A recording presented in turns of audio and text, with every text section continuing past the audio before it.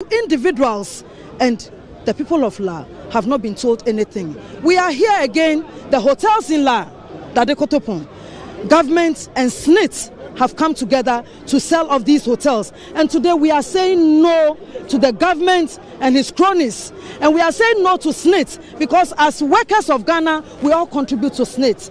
When we go on retirement, what pension are we going to get? And so today, we are sounding it clear to them that we will not allow it again. We will not be spectators, but will be citizens. And we will resist oppressors' rule with all our will and might, because enough is enough. Go to Laboni, go to cantonments, government bungalows that government officials lived in. They have acquired them, pulled them down, and it's so sad. And we, the people of La, we have been deprived of whatever we have. And today we are here to join Okujeto, the members of parliament, and all civil society organizations to say, Nanado, we no go agree.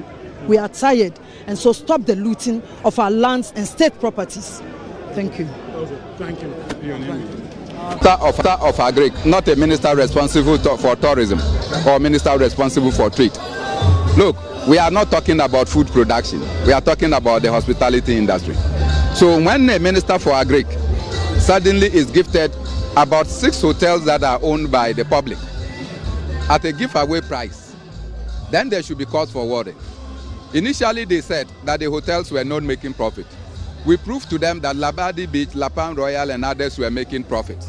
And therefore, if it was about profitability of these hotels, then those ones should not have been sold.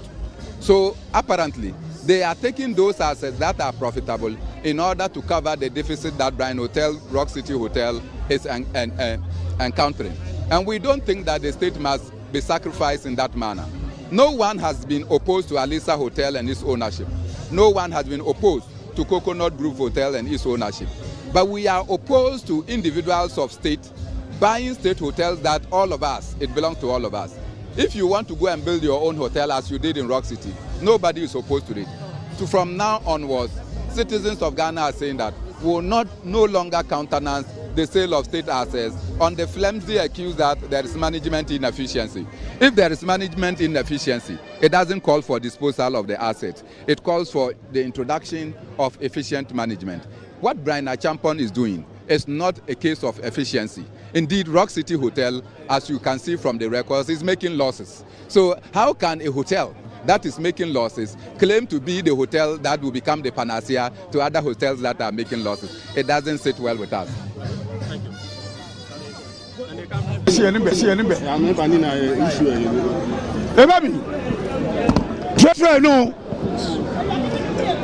Dividends, holding the accident. Sikada make a bar, what no me. First one and after me, I come on first phone. Now, my batch will be an eye. Don't I can look at me. I dare you. I'm a neighbor. I'm a back with you. I'm a bar. What's on? I'm a papu. But I'm going to ask Chipo one only. Now, me and the police, we don't need them. The Eshitiaga say me. Chipo one only. Or I can look again. Look. Chalo Manyaba. Welcome to Joy News.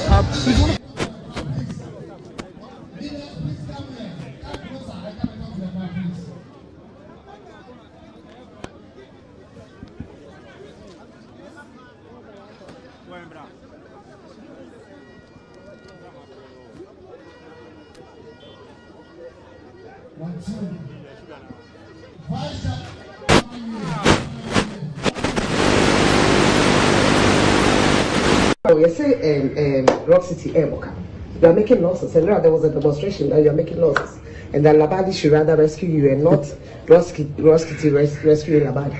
Well, first of all, Obia Ogana Hanim say Rock City, I mean San Wejuma. This idea me a minister, me MP. Yes. I know, but Rock City, the minimum say Omomoka. Obia any hobbit in account baby I say Rock City. You are not making losses. Where me kuja to ne samijefi. Yes. I was studio how many kuja to shebata career came na Rock City is making losses or intercepted documents from GI or intercepted document bia. the okikeni ni na yentro from GRA. Me say na ya serial number. Me say ni na bi me say ni aba bibia ni ho a okuje to kan was asem ni mu ana ye nokre entronko no try in the first place Rock City mama so aso ate no ma check your GRA say omo filing on 2023 taxes e was omo filing by June ending into omo nyam filing here into okuje to intercepted document there with GRA Rock City focus omo to omo 9 GRA no ma filing taxes I'm filing the end of the month into your document no way on your document in GRA bibia say no e yenkontompo bosremu ka intro nothing at all. There's nothing in 2022 no losses. Me see 2022 Rock City did not make losses but he was categorical with 2023 so intercepted documents. Yes. Emma serial number, yes. Emma file number, Emma the person who signed off some. Me see GRA Rock City has already been filed their 2023 taxes. It's due June ending. Into now, I am trying one another, and and then I'm daring you. I'm daring him. So see what documents a chest Rock City 2023. I finally was GRA and made losses on camera. Me wo fie bi wo Trasaku me nsu kra me told 2014 me de be channel if there's a proof me see on family Ghana for nyina ni madanse for so to me the Rock City 2023 accounts Basse Rock City is making losses in our Batakari na making losses on family me see half you me de be channel on pa NGO be a charity be opebiano let dan is adan no e de amount on his orders Ghana phone na me dance for in fact nanaya owo the conference in Lofton Rock City wo hotel back wo Akosombo Intercontinental Hotel Rock City there or call the crew no to me prove sa hotel member Rock City for assign their money he should prove it you see on high na me minister me MP me di do me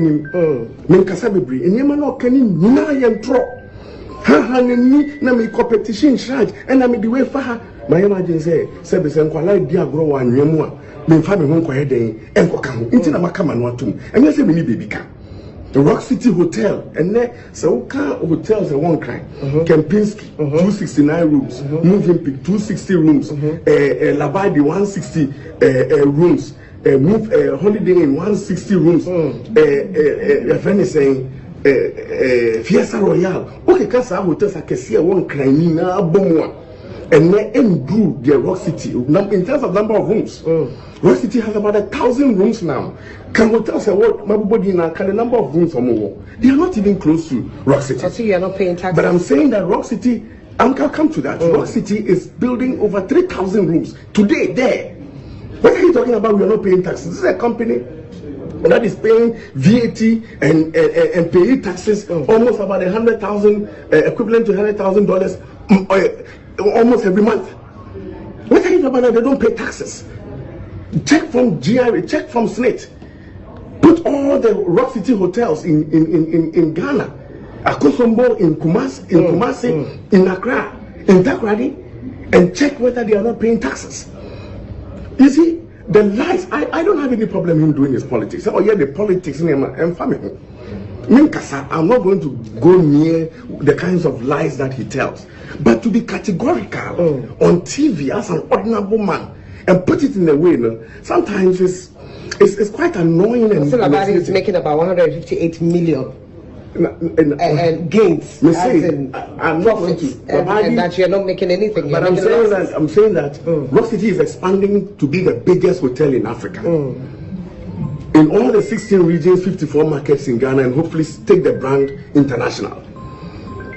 He cannot bring it down. And that is all the matter is all about. What Rock City is seeking to do, he cannot stop it. You think he's trying to do that? But I mean, that's his problem. It's a problem of hate and separate Brian Champon from the company Rock City. Rock City Bekoso.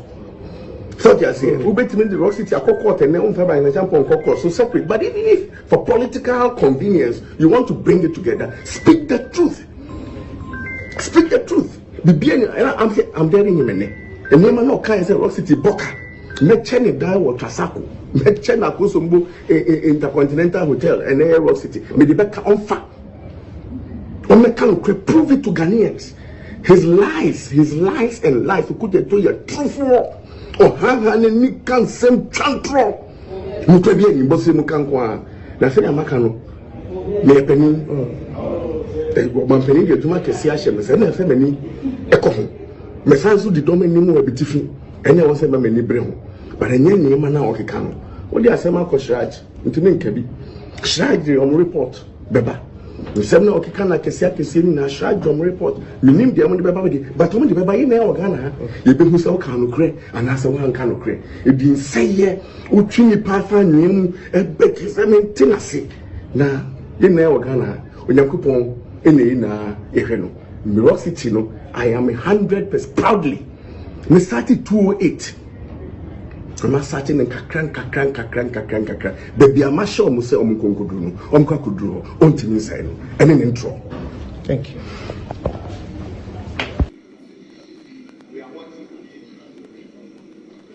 Thank you, Mr. Speaker. Mr. Speaker,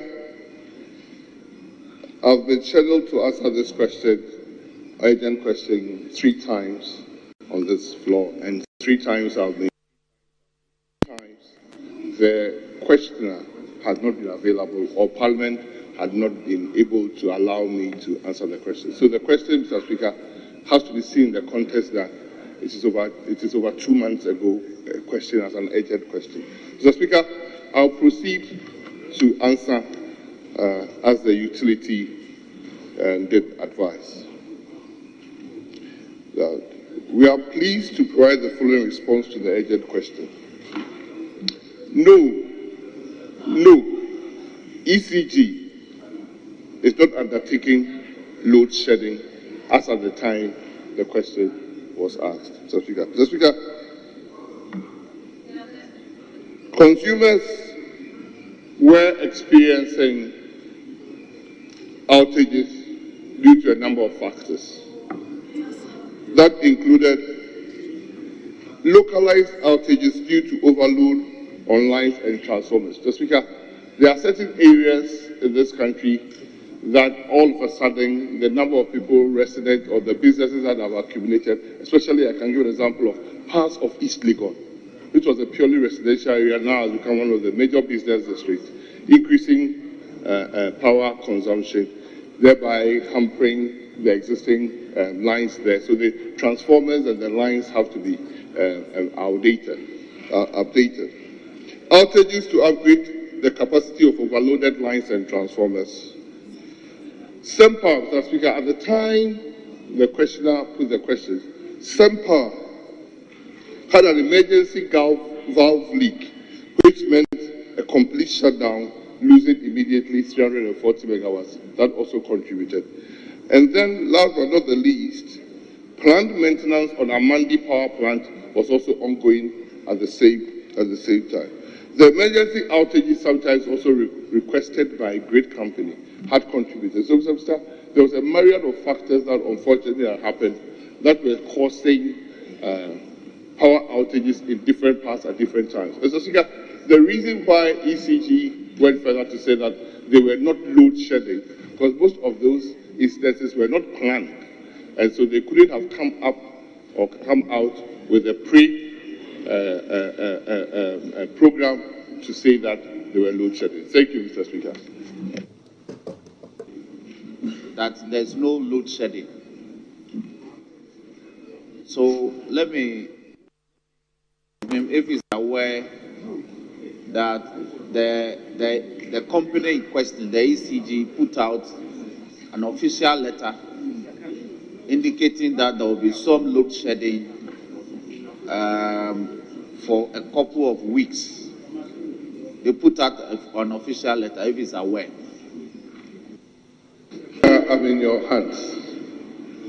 This question when not asked, I prefaced by saying it was in March 30, and those incidences were not. But I also admit that what you are saying might merit an explanation. But Mr. Speaker, for the awareness of doubt, that was not an explanation at that time. Thank you. I I didn't hear what the running mate said. Oh, sorry, what the minister for energy said. He said that his answer related to the time of the question in March. But I don't think the question has been affected by a fruition of time. So I want him to speak to the now situation. He is aware that ECD has issued a letter indicating some load shedding. I want him to speak to that. The people want to know so that they can put their affairs in order in responding to the apparent imminent load shedding that is forthcoming. Mr. Speaker, so I want the minister to respond to that. Can the minister assure this House and the nation that there will be no load shedding, not even localized ones, going forward, at least up to the end of the year? Can he assure this House? Mr. Speaker, like I said, I'm under your care. The questioner is seriously attempting to drag me to issues that are not around the question that I'll be asked. And I should have to even want to offer an answer. Mr. Speaker, for the House, I want to put on record that if this question is put and the Speaker admits, I'll make myself readily available to come. That's what I did. I was at the World Bank enjoying myself. And I was invited to come back, very risky. And I took one of the biggest risks in my life to go back. Because you know what? When you fight corruption, those same people fight you back. And if they can't fight you, they smear you. So they kidnapped my mother and held her for 5 days and said I should resign. And I refused. They threatened me. And even after I left, they continued to malign my name. That's why I wrote, fighting corruption is dangerous. But who will fight for you? You Africans in the room. I took a risk. Because even people, there are people, sensible people, who still believe Okonjo-Iweala did something. Just because those people try to damage your name. But in spite of all that, I don't regret one day. I went and I fought. And so when my grandchildren ask me, I'll be able to lift up my head and say, yes, I did something. What are you going to say? $1, 1 CD. In the time of Mills and Mahama, 2 CDs, $1. If I was done, I would say to the people of Ghana, I'm sorry. We are sorry for the poor work we have done. We're going to go and think about ourselves. But that is not the people we're dealing with. The fruits of office, the money under the table has become sweet for them. So they're determined to stay. Are we going to allow that to happen? Are we going to allow that to happen?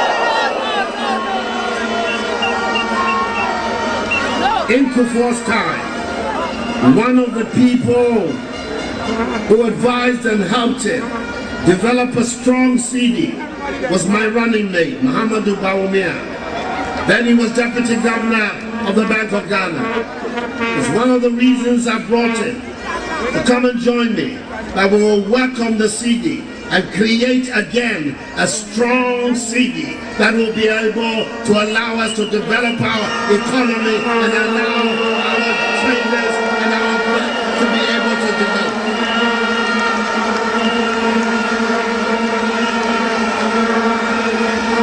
We have told the world that under our leadership, we're going to turn our back. What is the difference between the ordinary thief and a political thief? Number one, the ordinary thief steals your money, your bag, your watch, and your jewelry, isn't it? But the political thief steals your future, your career, your education, your health, and your business. Number two, the hilarious part is that the ordinary thief will choose whom to rob. But you are the one who choose the political thief to rob you. Because we choose them. We vote them. We blindly say we are not blind. Who is deceiving who? The ridiculous part of the whole issue is that we will fight to defend and protect our belongings from the ordinary thief. Is it not? But we fight each other to defend and protect the political thief. Is that not what we do? Thugs will be fighting themselves to protect those that are stealing our career, stealing our job, stealing our health, stealing our success. What a shame. If you reach a certain stage in life and there is nobody who can look you in the eye and tell you the truth, you are doomed. And that is where our country has gotten to. We need to rescue this country. Wallahi. And I feel very terrible as a Ghanaian at this time. This country is in serious trouble, ladies and gentlemen. We are in serious trouble. We need to rescue this country, ladies and gentlemen. The presidency has been so depraved, so muddied, so dirtied, that I tell you in all sincerity as a Ghanaian, that I feel terribly sad today as a Ghanaian. We need to rescue this country. Wallahi. Inshallah. Please don't cry. We shall rescue our country.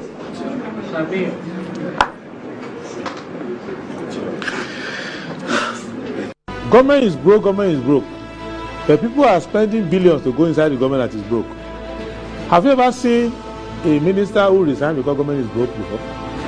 Government has no money. Have you ever seen a governor who said, ladies and gentlemen, when I was elected, I thought the government had money.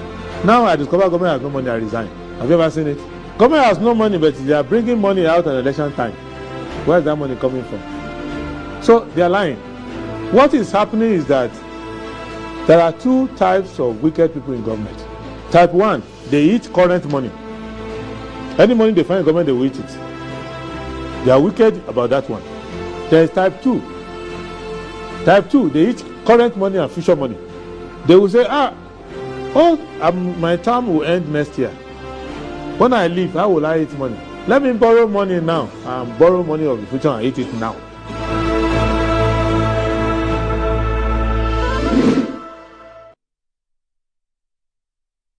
Right, hello, good morning and welcome to the show. This is Good Morning Ghana live on Metro TV. It's a Thursday, the 20th day of June 2024. By His grace, we're live and we're here with yet another edition of the show. Our gratitude to go to the Most High God for the rare privilege of being alive and, of course, the opportunity of having another conversation around the top stories making rounds here in our dear Republic. I'll let you into our panel for the morning's conversation shortly, but let's take a look at the front pages of our newspapers. Daily Graphic. BECE in limbo. WAEC awaits 48 million Ghana cedis to begin examination. NDC names campaign team. Advertising of alcoholic beverage. Supreme Court endorses FDA ban on celebrities. Gender ministry under financial stress. The Ghanaian Times. 7.3 million Ghanaians are poor. Statistical Service reveals. NDC unveils 2024 campaign team. Fifi Kwete named campaign coordinator. 86,000 printed passport booklets remain uncollected from passport office. Osafumafu. 10 firms bid to complete Saglemi housing project upon Nkrumah. The new crusading guide. NDC drops Aruna Idris Muntaka from 2024 campaign team. Believe in Ghana's manifest destiny. Baumia to faith-based organizations. Magdan charges African merchants to own continent logistics and shipping space. Ozu Bempa exposes Okuja to a Black West belligerent antics and double standard. State capture and NDC selective amnesia, part 3. Financial consequences of merger between Snit and La Palme, which gave birth to Golden Beach Hotels, as captured in 2002 SFO report. The Insight. Ibrahim Mahama vindicated as Movement for Truth exposes GRA over fake bank guarantee issuance. Rip-off. Study reveals Ghana suffering over inaccurate mineral royalty payments. Russia rejects the Swiss Peace Summit as fraud. Unveiling corruption. The Attorney General's leaked tape unravels Ghana's integrity. The Daily Statesman. Mahama ignites more controversy in NDC. Rejects Haruna Muntaka in campaign team. Government undertakes remedial works on Nungwa interchange. Baumia urges faith-based organizations to champion Ghana's development. Osafumafu calls for private sector expansion. The New Finder. Snit Hotels, Rock City Topsail bids $61.2 million, exceeding $59.1 million valuation price. Gender Minister pushes for quick passage of affirmative action bill. Fifi Kwete, Yamin, Opariado, Professor Alabi, others lead Mahama's campaign. Napo leads running mate race in NIB report. Saglemi bids to be received July 8. Daily Post. Towards Mohammed's victory, NDC releases list of national campaign team members to conduct the party's 2024 presidential and parliamentary campaigns. Mahama, I won't be a clearing agent like a Kufuado. Kennedy Japan joining Baumia rather takes a lot from his campaign, Professor Kobi Mensah. Baumia visiting churches is a political tactic. He knows he can't win even if all Muslims vote for him. Sheikh Shaibu. Reverend Kusi Boateng has gone to Court of Appeal in privacy breach case, a Blackwood discloses. That's about it. For the front pages, we'll be back shortly.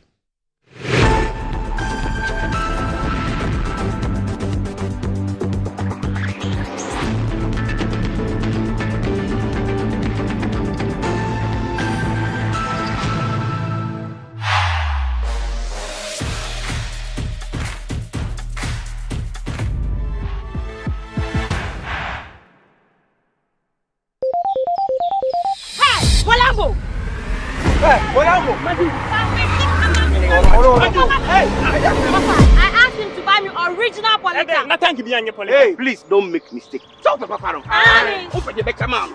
And you politics no gala. Hey, Papa. Papa, can you roll for? The politics is original, the first and the best. What is? Who got also for the acrobat to use me? Politics, yes.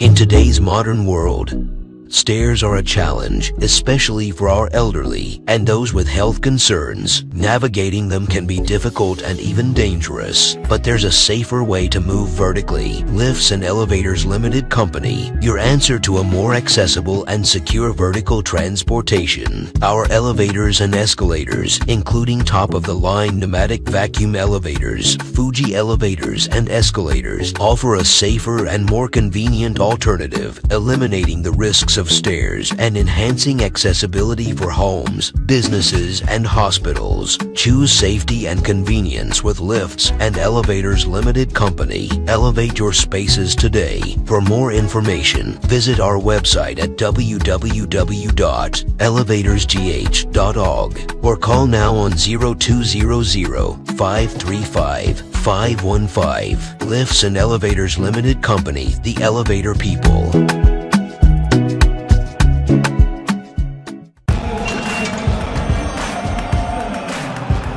We are back, bringing you the latest lineup from Betway. Betway starts strong with their front two, with Free Play Friday and Swipe Bet. In the middle, you've got all the control with Cash Out and Build a Bet. Plus, with Win Boost, you can boost your sports bet. At the back, they have Smart Picks and the Partial Daily Jackpot. You always get way more with Betway. This advert has been vetted and approved by the Gaming Commission of Ghana. Bet responsibly. No under 18. Terms and conditions apply. Betway. Get way more. Anti-cavity, gum protection, brighter teeth, and fresh breath. I'm a fat missy way. The Pacho Bantama. Machasi.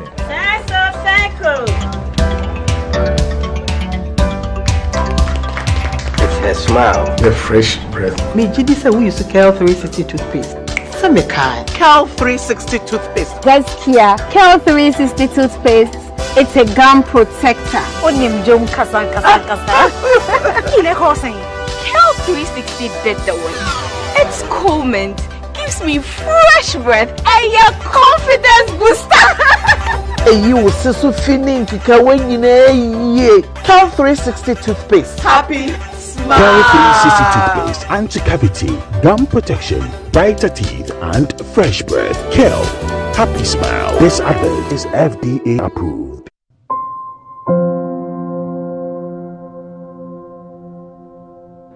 Ama, nansi mi jeno wo bin enko ye kwao. Ama ma ye bohu se kontomra akija.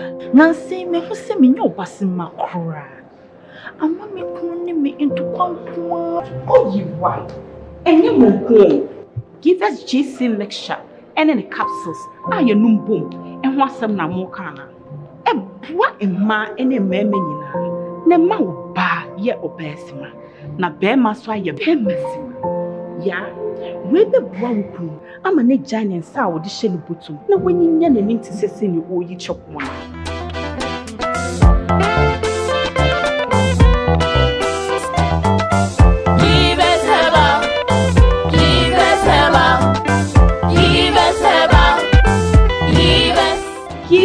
BECE mixture and a castle.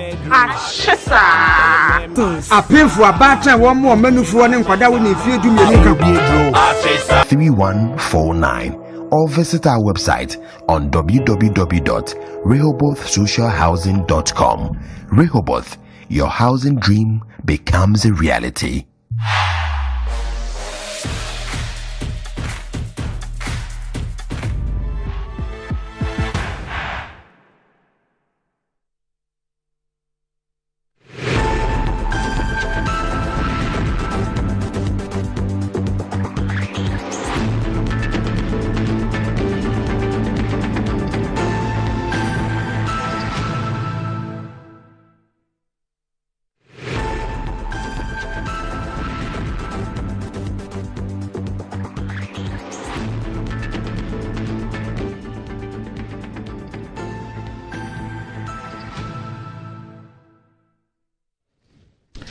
Right, welcome back to the show. If you just joined us, this is Good Morning Ghana live on Metro TV. With me on the show this morning, I have you're not a ranking member, right?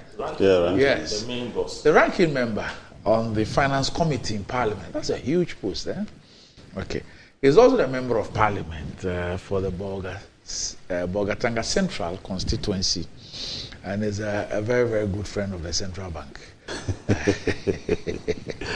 The Honorable Isaac Adongo, probably known as Adongonomics, is here with me on the show.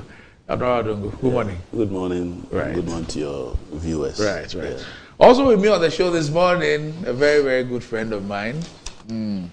Okay, so he ditched the lecture hall. Okay, and decided to pick up the Constitution and the standing orders. Well, today he's taking an executive oath of office in addition to all that. He represents the good people of the Kwadaso constituency. Okay, my mother-in-law's constituency. Yeah. And is now a substantive Deputy Minister of Education,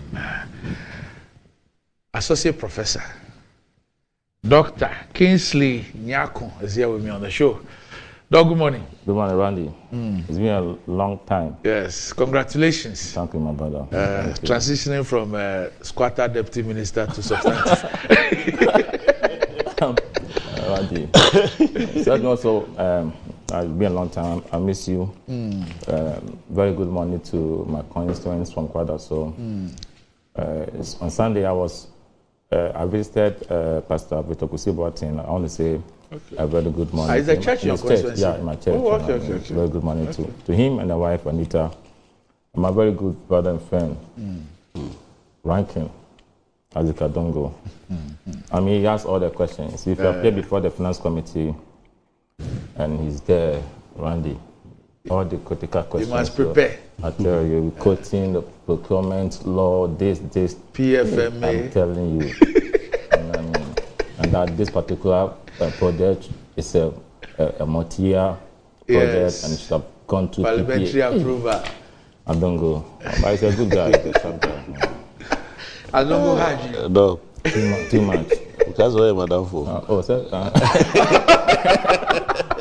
I call him Lipsy. Okay. Okay. All right. But if you're thinking of getting that toothpaste that will sort out the entire family and also help you make some savings, times are hard. Well, the recommended family toothpaste is KL 360 toothpaste and is approved by the Food and Drugs Authority. KL 360 toothpaste provides you and your family with all-round dental protection throughout the day with freshness. KL 360 toothpaste is good for kids, children, and adults. Let your family be a proud family when they step out by constantly using KL 360 toothpaste. KL 360 toothpaste brightens your teeth, prevents cavity, and with its cool mint gives you a fresh breath throughout the day and protects the gum from decaying. For consistency and quality, use KL 360 toothpaste. It is another product from Samara Company Limited, producers of Sasso. KL 360 toothpaste is available in all supermarkets. malls and provision shops. Call Samara Company on 0246-864-798. Kel 360 toothpaste. Happy smile. And enjoying the fruits of your labor is as important as enjoying the mansions of your labor. The pains of climbing the stairs when not exercising could be challenging irrespective of your age, but worry no more. Because lifts and elevators have got you covered with the best portable American pneumatic vacuum elevators on the market today. It's a simple self-supported elevator for both homes and offices, and guess what? It can lift your goods too. Wheelchairs can fit in, and they come in 3 custom-made models. It's affordable and can be installed within 3 days. Visit Lift and Elevators at Sakumon or just call them on 0200-535-515 or email to elevatorsgh@gmail.com for consultations and the best solutions in easy vertical movement. Front page daily graphic. BECE in limbo. WAEC awaits 48 million cedis to begin examination. And this story is filed by Severius Kalideri. And it says that uncertainty hangs over the 2024 Basic Education Certificate Examination, BECE, as the examining body, West Africa Examinations Council, waits to recoup almost 98% of 95.83 million cedis it needs to organize the examination. WAEC has received just about 2.3 million out of 95.83 million required to successfully facilitate the exam. Council insists that it will require no less than 50% of the total amount to enable it to conduct the examination, and a further release of more funds to enable it to process and release the results. And the examination is scheduled to commence on Monday, July 8th, and then on Monday, 15th, at all centers across the country. And according to John Kapi, who is the PR of WAEC, in an interview at Daily Graphic, he said even though some 6 million cedis had been processed through the Government Integrated Financial Management System, GIFMIS, it was yet to be translated into real cash. And he expressed fears that the examination might not be conducted as scheduled if the funds were not made available. So a number of suppliers out of goodwill have supplied materials such as bond paper for printing of codes, consumables for printing machines, answer booklets, pencils, and other examination stationery on credit. As a result of indebtedness, they are unwilling to supply any further material the next examination. And so that's basically it. It appears that your ministry owes everybody, from the groundnut seller to WAEC. You owe everybody. But Randy, yes. I mean, I'm happy the reporter said that the examinations might not, was not emphatic, didn't say will not. But the BECE will be written, starting, I think, from July 8th. Yes. And on some of these financial issues, releases are administrative ones, you know what I mean? As Kadongo will tell you, I mean, these are administrative issues. There's no way we're not going to write the BECE. It's not going to happen. Even during the height of... Is that the only amount that you are processing through GIFMIS is 6 million? But I'm saying that the examination will be written. July 8th, it will be written. You know, this issue... Because you will pay the money. You see, I think it was Notu who asked this question, and he's been asking this question over the year. Normally, who is the ranking member? Yeah, normally when they meet the agencies, some of these matters come up. But the bottom line is that, I mean, the monies will be released, the examination will be written. So parents and potential candidates should be rest assured. The potential candidates or the students should continue their preparation. Teachers must go on teaching the students, and they should be in readiness and high spirit to write the examination. I remember, even during the COVID pandemic, it got to a point, I think in 2020, 2021 or so, there were calls for even the BECE and the YC not to be written, remember. But the government took a very bold step. Nigeria couldn't even write, we wrote, and nothing happened. So we should be rest assured that in this country, that this government that prioritizes education, we wouldn't put the lives of our children in jeopardy. They are going to write, and I'm sure, they will also be successful and progress to the next level of their educational pursuit. Okay. Yeah. So, Doc, I hear you. Yeah. But for us, who sit here, first of all, you are not disputing the facts that you owe almost 90 million and that you've only paid 2.3 million and that the only amount of money that you, as we speak, is being processed through GiveMiss is 6 million. You don't dispute those facts. Now, the WAEC says that they will need at least 50%. As parents and students and Ghanaians and whatever, what we want to know is whether, indeed, you will be able to provide this amount of money before. That's what I've said. Okay. That's what I've said. I don't think you need to belabor the points. I've given the assurance, and I'm reassuring, the potential candidates and parents and the citizenry that there's no way we are going to jeopardize the futures of our innocent, children for them not writing the examination. It's not going to happen, So, and I've said that these are administrative issues, releases from Ministry of Finance. It happens. This is not the first time that I know it has happened, but I'm saying that the examinations are going to be written. So, you're new to the ministry, so this might be an unfair question. Yeah. But were you on the education committee? Yes, I was. Okay. Yeah. So maybe it might be a bit unfair, but you have some insight. Yeah. Something baffles me. The ministry owes food suppliers, uniform producers, textbook producers, WAEC, everybody. But when it comes to those who you sign those Wi-Fi, internet provision for schools and others, you seem not to owe them. You are able to pay them on time.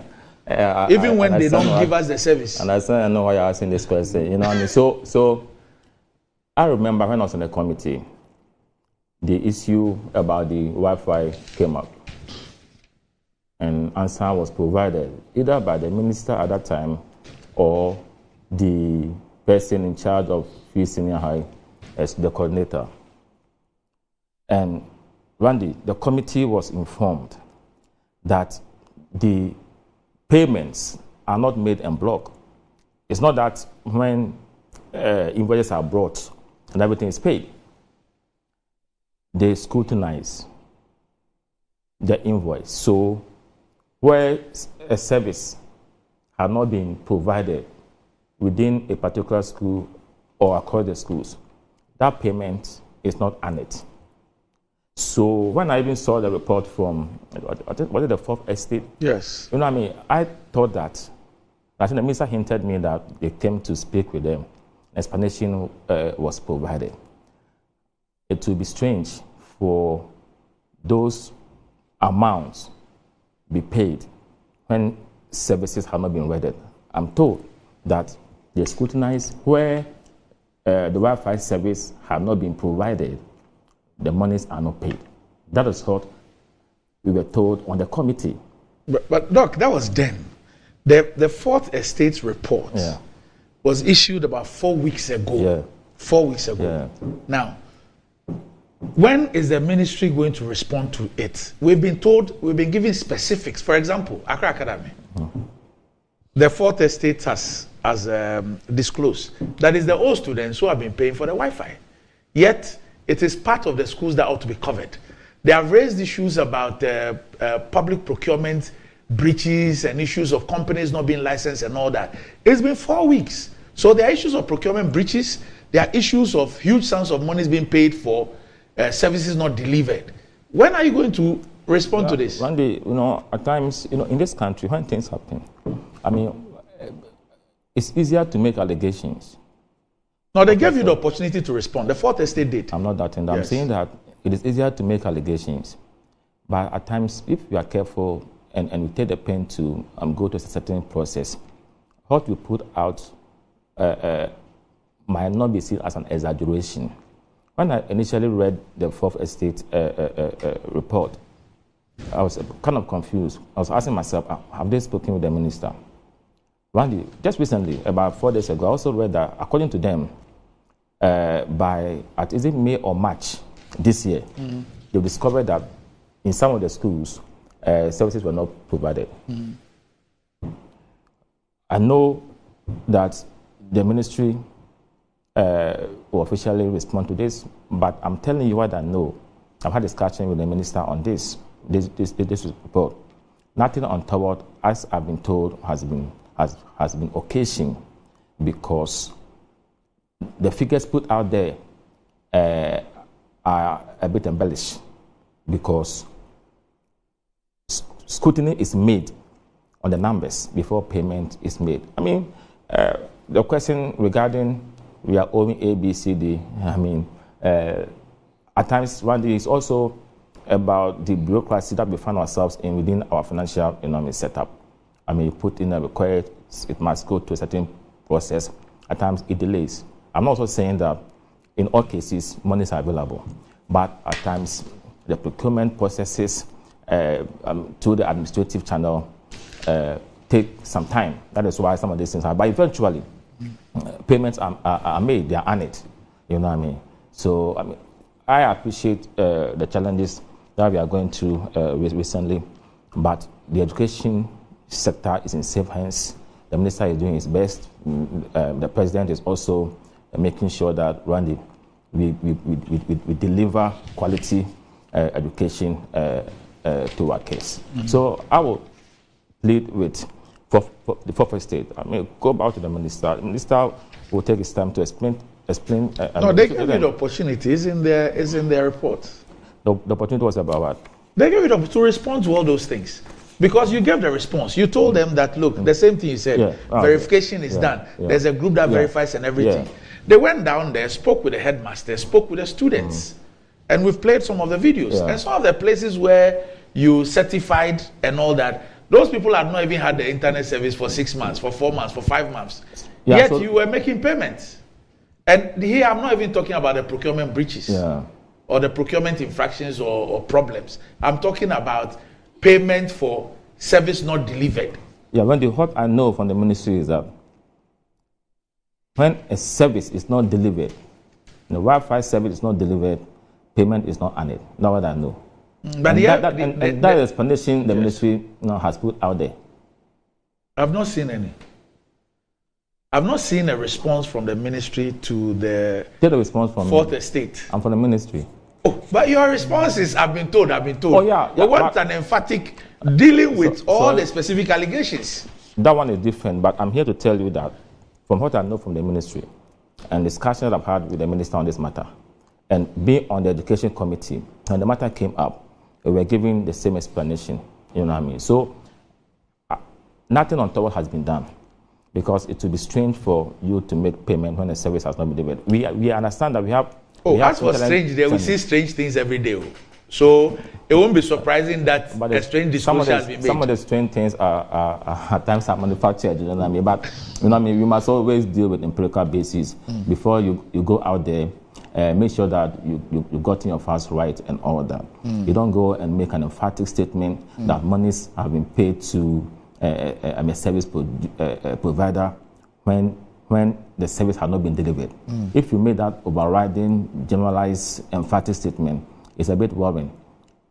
For example, if you are taking your time to ask yourself questions, you might have been told that that's not the case.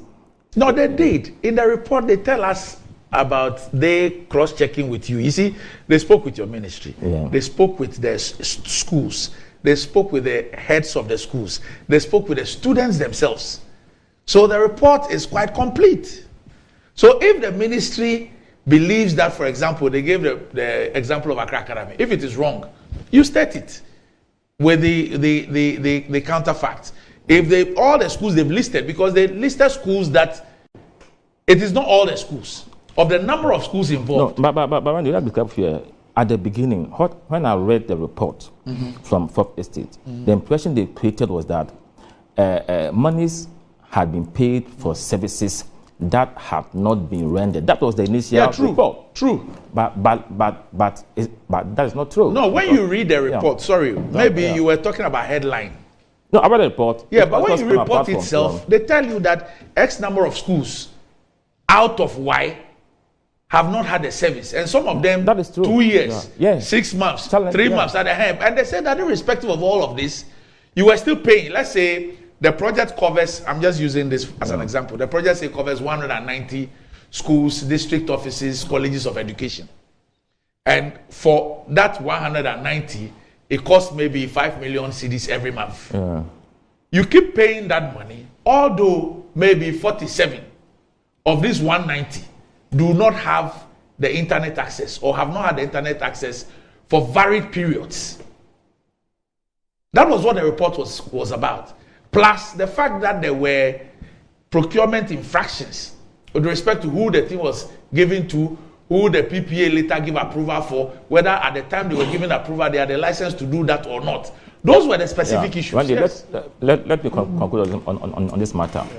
The idea to have this intervention was very fantastic because of the era we find ourselves in. So to have the intention and also actualizing that intention by making sure that schools and district offices have access to Wi-Fi, to make the digital drive or intervention something meaningful was laudable. But you see, there are implementation issues regarding our ICT infrastructure, lack of access in certain areas. Where I live beyond Kwabenya, when I go to the house, I don't even have access. So if you have Wi-Fi within that vicinity, in my home, I wouldn't get it. But I'm saying that these are obvious challenges. You won't pay for it because you don't get it. No, at times you have the data, but you cannot use it. You cannot use it, and it's also an inconvenience. The point I'm making is that you roll out a very laudable, useful, meaningful, important policy or program intervention, and at the point there are issues. And the issues largely, if you agree with me, that is because of the inadequacies within our ICT architecture or infrastructure. We are not at a certain level yet. I also not discount financial issues and all that. But we must look at the benefits of that intervention and see how we can address the challenges. Okay, for me, that is how we need to look at this whole issue. But to ignore in fact, initially it was working out. It was working well at the beginning. It was well until recently. But see, if we don't look at the benefit of intervention and how we can make it better, but we are quick to look at, the hitches, which is legitimate. But when we zero in so much on that, I don't think it is quite useful. You know what I mean? I'm not belittling the job they have done. They made us to know that there are issues. Those issues must be confronted with and dealt with by the ministry and government. However, we must also look at how beneficial that program is, Randy. Yeah. Ronaldo, have you been following this issue? Yes.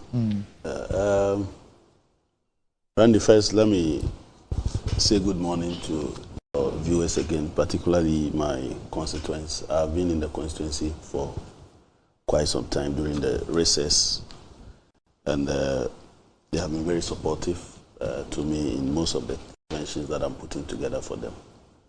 So I'd like to take this opportunity to greet them and to thank them for all the support. Randy, education is important. Deputy Minister says we shouldn't be worried about the WAEC issue. It will be sorted out. No, we have to be worried. You don't have to. Randy, we have to be extremely worried. When you are a student and you are preparing for exams and you don't have clarity, it takes a bit from you. I have experienced that myself in my school days. I remember when I was preparing for my A-level in Tamale in 1994. We had disturbances, some ethnic disturbances occurred at that time, and we were asked to go home.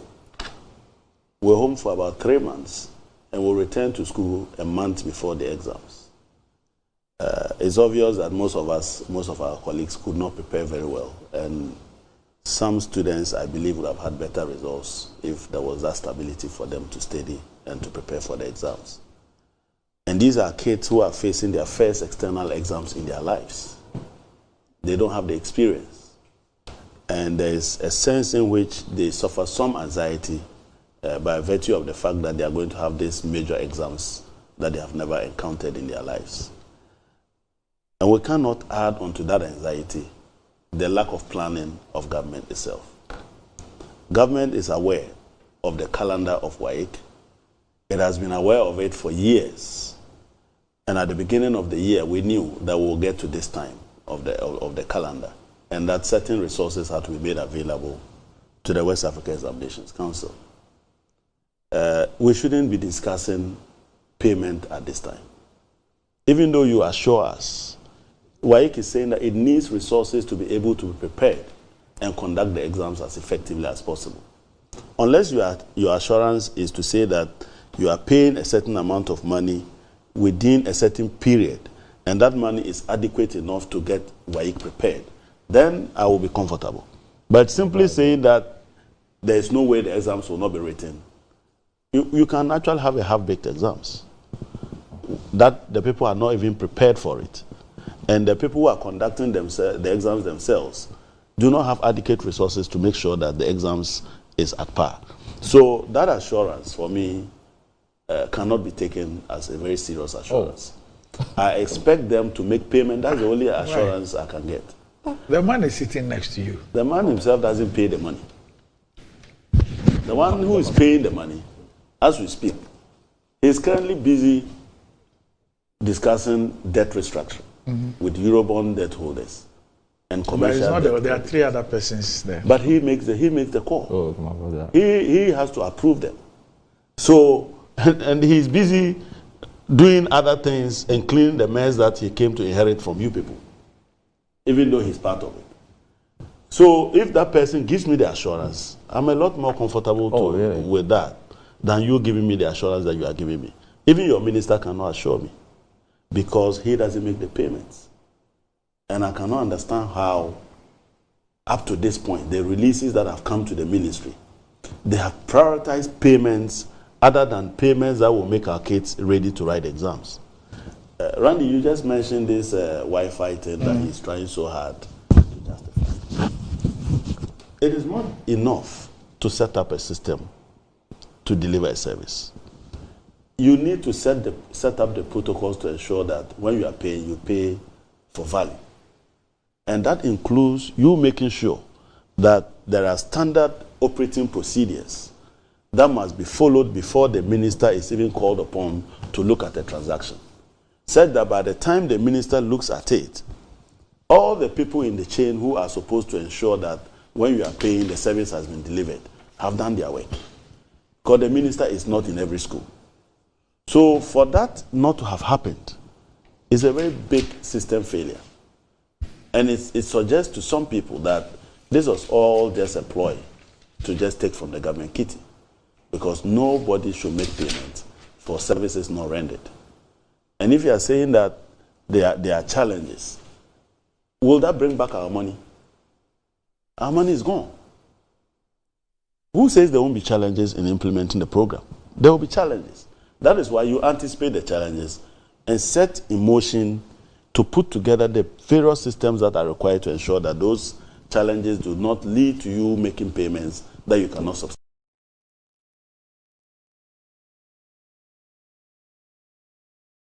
Which one? And the World Bank somewhere. But you have to be World Bank project. There was a World Bank project where monies were paid. It was about 3.6 million. The one the World Bank came back to say that nothing untoward had been done. What is untoward? They will say that they could not have any justification for the payments and that you could not provide adequate documentation to support the payments. Okay? So it is becoming one too many in that ministry. That payments are being made, and if you go to check, you realize that the payments have been made for no value at all and for no service rendered.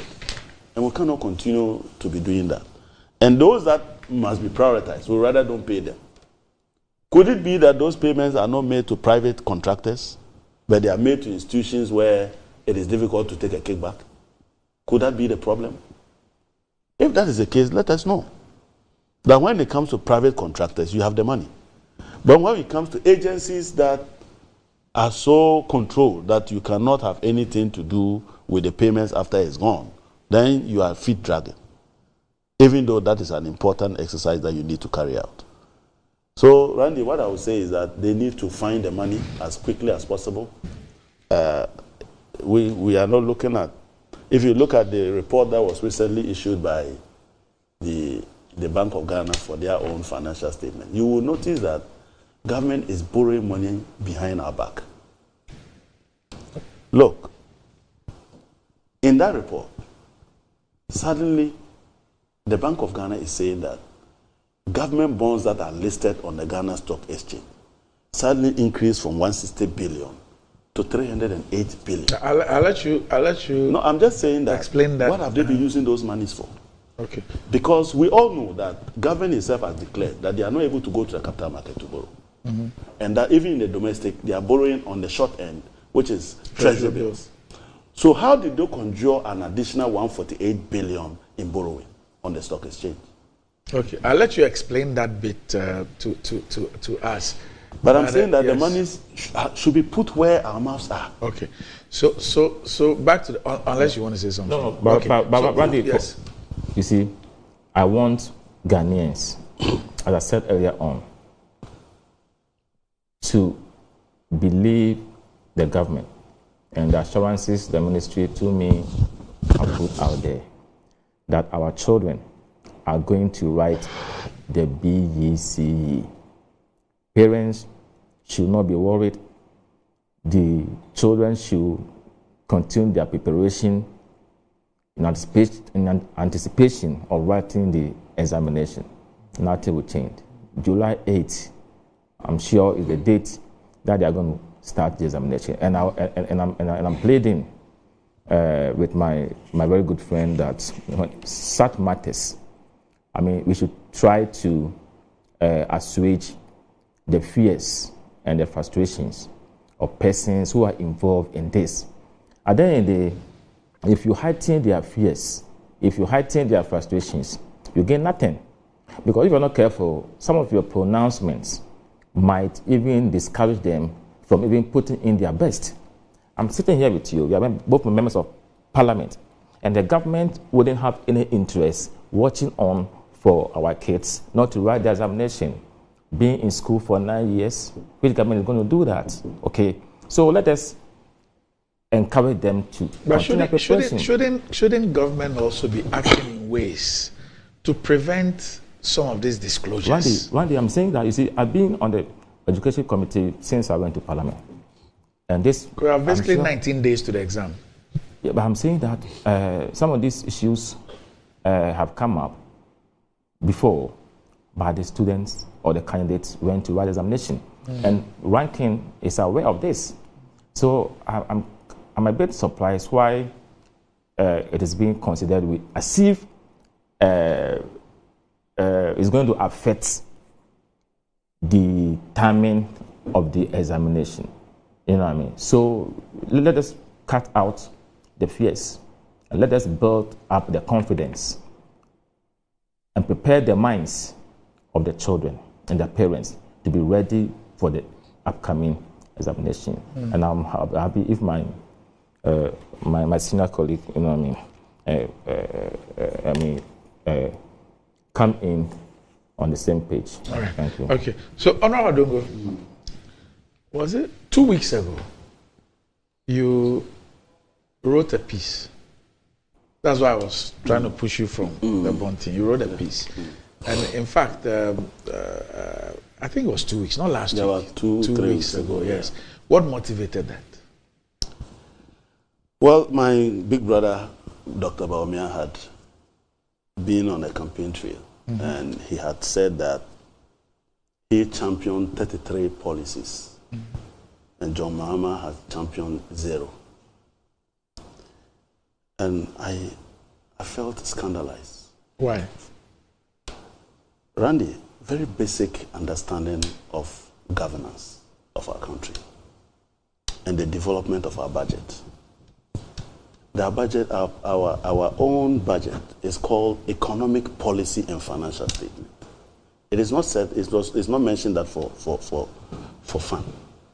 That when we debate the budget, we first debate the economic policy, after which we approve in whole Then we consider the estimates and the appropriation. So there can never be a budget without a policy. So for a vice president, the head of an economic management team, who has been in this country where budgets and policies have been approved in parliament, to suggest that the government at that time didn't have a policy is very problematic. And I said, this man doesn't really understand what policy is about. Policy is not English. Policy is documented evidence which is captured in the Hansard of Parliament. And for somebody like that to suggest that a government ran without a policy was very problematic. But maybe, I wanted to remind you. Maybe he was referring to specific initiatives. They are in the budget. The fact that you ignorantly didn't read it is not my problem. But for you to suggest that a government could run without policies and be called the head of the economic management team is problematic. Okay?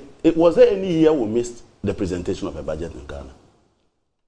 Was there any year that economic policy was not approved in Parliament? After which we then approved estimates and appropriation.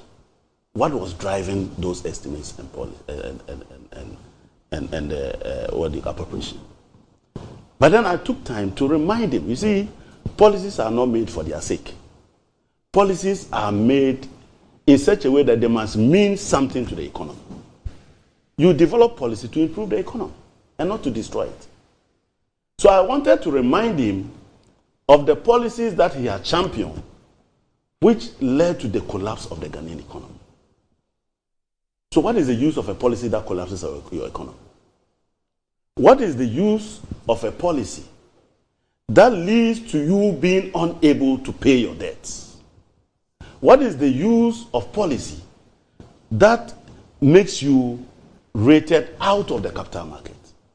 What is the use of policy when all the rating agencies agree that your economy is beyond recognition? The policies you refer to are not one of the 33 that the vice president refers to. Or he wants us to now go and be discussing those policies that really don't put anything on our table. He was specific. Ghana card. No, he was specific. And yet, Ghana card. You want to force us to discuss digitalization. When you told us before you came, you played a tape here. When the president was coming, he said you are the champion of the economy. And that you are the one who made sure that Kufuor provided one cedi, $1. As deputy governor. As the deputy governor. So you should be telling us what is the exchange rate now. That must be your policy orientation. Where you are now running to this Yahoo angle that you want to force us to, that's not where we know you. You see, you are running away from the job they gave you. You came. I gave an analogy the other day. I said, you see, what he's trying to do now is that you are a science teacher. You say you are the best science teacher.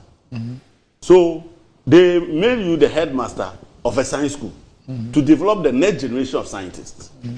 You requested for 6 very good scientists to add to you, who you call your special assistants. They refer to them as economic advisors in his office. 6. Now they put you together. You mean the vice president has 6 economic advisors? Exactly. Okay. In his office. He doesn't have one on innovation or digitalization. He doesn't even have one. That should tell you the focus of that office. Then you come, teach the science students to pass the science. They keep failing. And when they come to find out, you have been teaching them literature and history. And literature and history. Yeah, you now want us to call that science school a literature and history school. You came and told us you are an economist. As a matter of fact, you don't have the training in anything about innovation and digitalization. Even where you were trained, you asked that they should give you the best economists to work with you. Even where you were trained. Where you were not trained, you didn't ask for anybody. And you went there and failed, but you've brought us to this level where your cedi depreciated by 54%. As we speak, your cedi is the 3rd or 4th worst performing currency. You are not talking about that. Inflation, you took it all the way to 54%. You are not talking about that. He's brought it down to 23. He hasn't brought it down. We haven't. It's 23 as we speak. Randy, if they add, what do you call it? You know what we call the base drift effect. When you are moving from 1 to 2, it's faster. Yes. So moving from the initial, what do you call it, inflation of say 2 to 54 is faster. When you are moving from 54, it can only grow slower. You've hit your peak. It can only come down. Without even doing anything, it can only come down. You see? So how can you pride yourself? If you want to look at purchasing power parity, you add the 54 to the 23, in 2 years, you have 78% erosion of purchasing power of the city. And you still want to brag? You still want to boast? You want to force us to major in the minor The things. 33 he refers to is not what you are talking about. Randy, he was talking to me, and I'm talking to him. He doesn't decide what I tell him, just like I don't decide what he tells me. He cannot force me to major in the minors. So take yours and let him take his. That's what I did. I told him that his policies are not artifacts. They are not decorative artifacts. They must mean something to the economy. Did they mean anything to the economy? If they meant something to the economy, we will not be where we are. My finance minister has gone away for almost 2 weeks, begging people to forgive us our debts as a result of those policies. And you still... But are you really, I mean, even speaking about the economy, are you really not exaggerating, I mean, the extent of the economy? Randy, what have I said that is not a fact? Isn't it the case that it will be in record? The record will forever show that Bawumia managed our currency to 54% depreciation. It will forever be the record. This is not the central bank governor. Hey, was John Mahama the central bank governor when he was delivering lectures on how to restore the economy? He was president. John Mahama was president. I see. But he told us that he knows better. And Akufo-Addo told us for economy, he doesn't know anything about economy. His own is to speak English. But for the economy, he has the magic one in that man, Dr. Bawumia. But he has a record of stabilizing the city at 1 cedi to the dollar. So we bought into it and voted for you to our detriment. When you came, did John Mahama deliver any lecture on how you restore the value of a city? No. Or it was Bawumia? Is that not it? Yes. Did John Mahama ever say that if you are in doubt, observe the exchange rate? No. And if the fundamentals are weak, you can do all the propaganda you want. But if the exchange rate is, your fundamentals are weak, the exchange rate will expose you. Who is the exchange rate now exposing? And then you came and said that, yes, I said that, but that is WAP logic. Who propounded the WAP logic? Did anybody ever say that? You said it. And now you are saying that we should unlearn the things you taught us because you have come to realize that you were only doing politics. Randy, the exchange rate of a currency is not entirely a fundamental of the economy issue. It's a liquidity of the currency problem. You can have very good inflation levels. You can have very good growth levels. You can have very good interest rates. And yet, if there are external shocks that affect the flow of the foreign currency in your country, you will begin to have a depreciation of your currency. It has nothing to do with your fundamentals. So you agree with him? No, but he said that it must be the fundamentals. Oh, that was when he was outside. So your knowledge of economics shifts depending on where you are standing? Oh, you know, a PhD holder must make statements that he can stand by every time because you are a guru of research. And you don't make statements that you cannot stand by just the next day. And you were very categorical. And students of economics were watching you. They probably have gone to write that for their lecturers and failed because of you. And so I needed him to understand that we don't develop policies and hang them on our neck. We develop them to improve the economy. What did your policies, 33 policies, do to the economy? This is where it took us. Today we are discussing how we are struggling to even pay WAEC to conduct exams. Is that not the case? As we speak today, I wish we could be discussing this Bank of Ghana thing. This, right. Yeah, you will notice that if you read the report, I intentionally wrote to the governor to give me a certified copy, because what I was seeing in that report, I was wondering whether this is not just a social media document. I wanted to be sure. Which document? The financial statement that were published by the Bank of Ghana. But if they have published it, why would you? What I got, yes, through WhatsApp, I wanted to be sure that is the document. So have they responded to you? They have responded. Have they given it to you? They asked me to pick it. But I already got a copy before they asked me to. Oh, okay. Then you must applaud them. At least you should have published that they have responded to you. No, just today. They called my lawyer last night. Okay. To tell him that my PA to pick it today. Okay. So it hasn't been. That's commendable. Yeah, that's commendable. Randy, last year, were we not talking about impairment of 48 billion? Yes. You remember? Break it down. Government. Yes. Government came to say that it was doing a DDEP, a domestic debt exchange program, which will lead to them surrounding the old debt yes, for new debts. Yes. And as a result of that, government said, write off 32 billion. We can't pay forever. Yes. No matter what you do, we can't pay. So when you that's like a haircut. Yeah. So when you take a haircut of 32 billion, what it technically means is that it is off your books. So it doesn't affect the next year's. It's a bad debt. It's a bad debt. So you write it off, and then you bring your debt to those a level other than that. Then. So the central bank took a haircut of 32 billion for 2022. 2022. Okay. Now, then they said that because they have reduced the interest rate at which they are now paying you, the coupons on the bond is now lower than the previous one. What you do is that you do what we call net present value analysis. You decide that if you are going to collect those monies 5 years, 6 years, 8 years, if you were to discount them by a factor back to this day, what will be the value? And when you did that and you compared it to what is sitting on your books, you realize that the value had declined by about 16 billion. By virtue of the reduction in the interest rate. Okay. So because of that, the value, if you hold it to maturity, it will no longer be that, but it will be less by 16 billion. So the 16 billion is what we call impairment. Right. So what you do is that you automatically write them, the two of them, you put them together and write them off. So that's like a 50% of the previous haircut. Exactly. Okay. You put them together and write it off as part of your expenditure. That gives you 48 billion. 48 billion. Okay. You write them off as part of your expenditure. In the new report, you are now saying that the impairment has increased to 53 billion. New report for year 2023. 2023. Okay.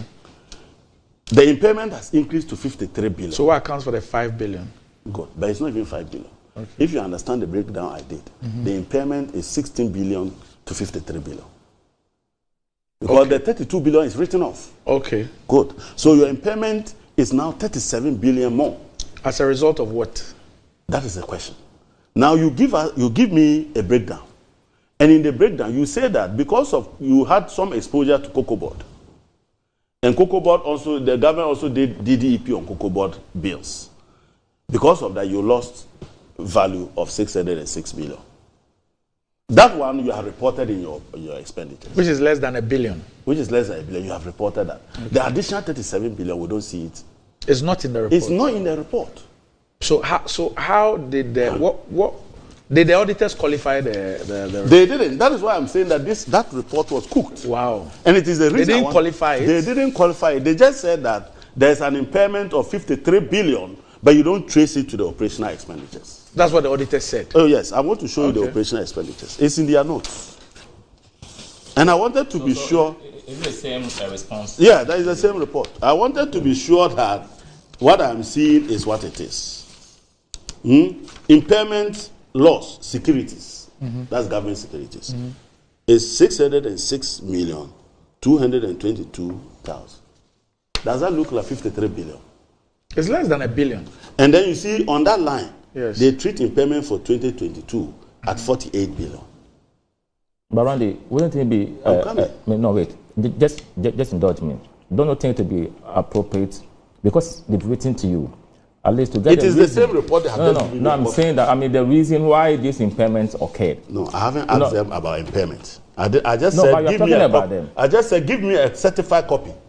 What they requested was for this document. Document, and I have it. So I will ask them about this impairment later. Then ask them before talking about them. Why? I'm a professional myself. I'm a chartered accountant. No, it's possible. And I don't know how auditors will give me a footnote of 53 billion impairment.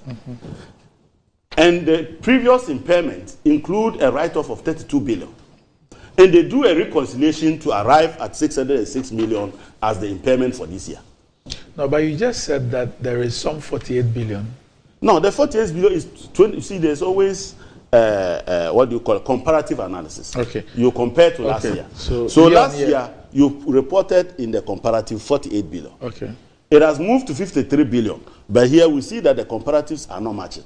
It is now 660. So the point you make is that what is happening in 2023 is not an addition to the 48 in 2022. So what they have done, yes, is that they have simply picked the new figure of 606 million of cocoa board, yes, and put it in the accounts. Yeah, but what drove the figure to 53 billion? That 53 billion is not reflecting in that. So what I want to understand is, yes, are you looking for a difference from 48 to 53? Yes, I'm looking for a difference from 16 to 53. Because if you describe it as impairment. And you're saying that the only thing they've provided is the 606, which is cocoa board. Which is cocoa board. And in all the footnotes, there's nothing. There's nothing. That describes how that extra has... You see this figure, that where I'm picking from. It is about the operating expenses. Yes. This is carried to affect your revenue. Yes. So if you don't put it here, where will you put it?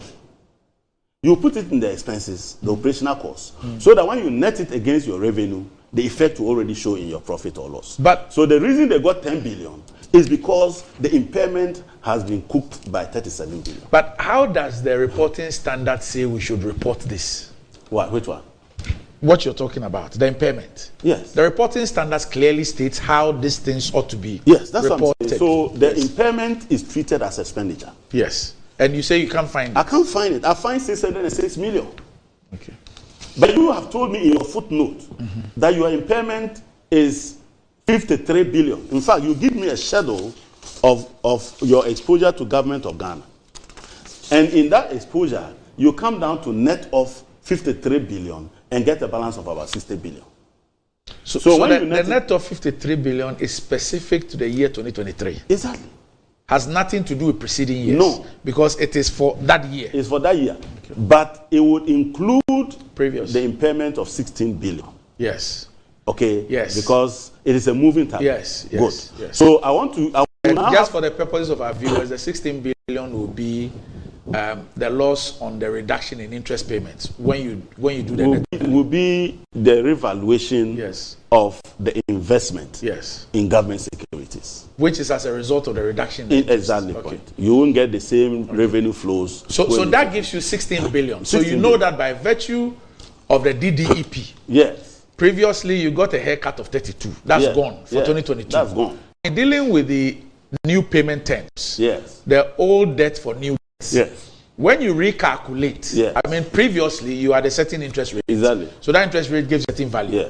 With a new DDEP, the interest rates and tenor and all that, when you recalculate, you would have a loss of 16 billion. Yes, 16 billion. 16 billion. For the old, plus an addition, which drives the figure to 53. So I'm coming. Good. So that's 16 billion. It is the difference between that 16 billion and the 53 billion. Which is missing. Which is what the report does not tell us. The report only mentions a 606. Yes. For the cocoa board. 606. Yes. Which means that there is some 37 plus. Yeah, 37. Which we are not told about. So your loss for the year is 47 billion. My brother, not 10 billion. But you said the auditors wrote something. That they couldn't, you couldn't find this, you couldn't find that figure somewhere, the 50 something. You see, in their because I asked you whether they qualified it or not. You no, said they didn't qualify the account. Yes. They didn't qualify. They only stated. They actually gave a table where they listed all the government of Ghana, Bank of Ghana exposure to government of Ghana, listed all of them, and took out the 53 billion as an impairment. Then they analyzed their operational costs. But when you came to their operational costs, you cannot reconcile the impairment figure with the impairment figure of 53 billion they are reporting and taking out of the investment. Are you getting the point? Yes. That is intentional. That is, Randy, it means that even after DDEP, Bank of Ghana is still bleeding. Your old bonds, they've taken them away. They have given you new bonds, which are now effective and running. And within 1 year, there is an impairment that pushes it to 53 billion. What is happening? How can new bonds suddenly start losing value? Is it that government has already defaulted in paying you? In which case, the auditors or you yourself, you have made judgment that you are unlikely to receive the flows. And for that reason, you have decided to affect the impairment. So you are alleging two things. You make a claim that it's either that the central bank is concealing information, or it's is either concealing information or it's cooking the books. They are cooking the books. I have told you that. Because your operational expenses include a line for impairment. I cannot relate that impairment to the impairment that you are reporting in the note. The impairment that you are reporting in the note is 53 billion. Will this document, this report, will it include the management report? Yeah, it will include. I ask because the management report would then tell us some of the queries that the auditors. No, they will not include management letter. Because I wanted to find out whether indeed the auditors raised this issue. Yes. Because I'm surprised. You can ask for them. If indeed this discrepancy, if what you're talking about is the case, I'll be surprised that they didn't qualify it. Yes. And that is why I asked about the management letter to find out if the auditors even, first of all, identified this and whether they raised it as part of the response from the central bank. So that one, they didn't include. Are you not done? And obviously they will. Oh, why do you want me to be done? There's a lot to discuss. There's a lot to discuss here, Randy. Yeah, but you've so I have explained to you that these accounts were cooked. They were cooked? Yes. This is a very serious allegation. Yes, a serious one. And it's the reason I wrote, because I wanted to be sure. And they were cooked because the impairment value that is reported in the note cannot be reconciled to the impairment value reported in the operational expenses. And that there's a gap of about 37 billion, which should have hit the loss of the company, of the bank. What it then means is that about 37 billion of your loss is unaccounted for. And 37 billion of your negative net worth is still unaccounted for. So what will account for this 37 billion? Is it that irrespective of the zero financing, the central bank was still financing, or that the new bonds had occasioned the loss far in excess of the 16 billion? Randy, what I suspect is that the terms under which government entered the DDEP with the Bank of Ghana were subsequently varied. Were subsequently varied. Subsequently varied? Yes. Because you see, you can't have either that or those bonds did not perform. They started defaulting on them. And because they started defaulting on them, they needed to make a judgment as to the recoverability of those monies. And it is the reason they will impair those assets. Yeah, but the financials must tell us that. Yeah, that's the point. There must be clarity as far as the financials are concerned. So, you see, the financial reporting, the IFRS 9, yes, the IFRS 9 tells you that immediately a loan, there's a default on the loan, whether interest or principal. You must begin to recognize the entire loan as a loan at risk. Are you getting the point? It is the reason you can have a new bond restated and reorganized in the accounts, suddenly suffering impairment. Do you get my point? That is the only reason. Otherwise, it should be current and performing and should not be subject to this level of impairment. You know, so that is the first point. Now, the second point is that the 2022 Bank of Ghana exposure to government was 111 billion. But you are reporting 114 billion. As a matter of fact... Where did you get the 111 from? They are all in the report. And where did you get the 114 from? The same report. There's an analysis of the various composition of government of Ghana debt. Long-term debt, which is about 12 point something billion. Short-term securities, which is about 79 billion. It moved from 67 billion to 79 billion.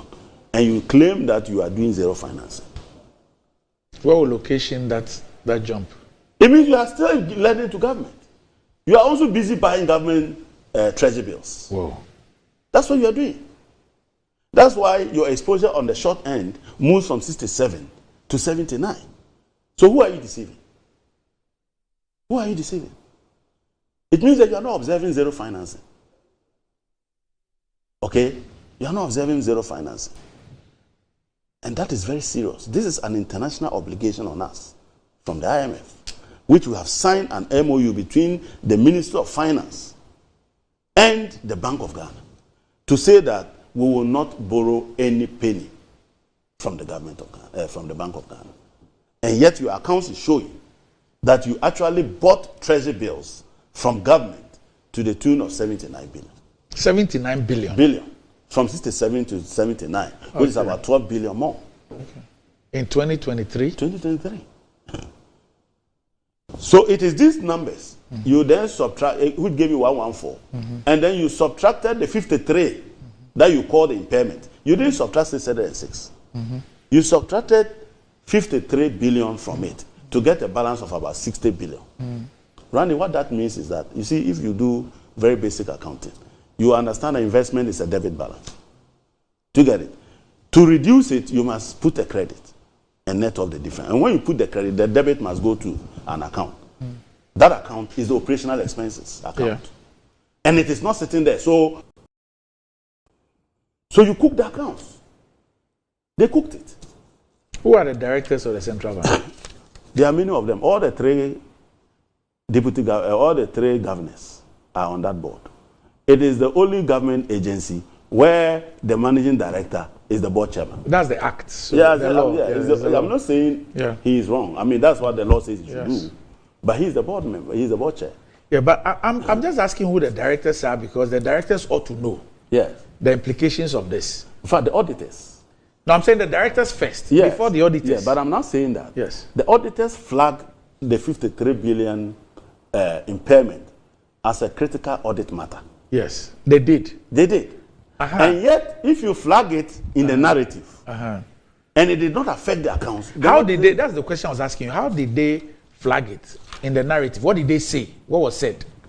So in the narrative, they mentioned that the bank incurred an impairment in government of Ghana securities of about 53 billion. Yes.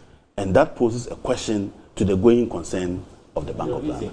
So it's stated in the report. It's stated in the report. What you're saying. Yes. But you see, the audit query is emanating from the impact of that item on the account. So although they made this observation, it did not affect in the account. They did not qualify the account too. Not at all.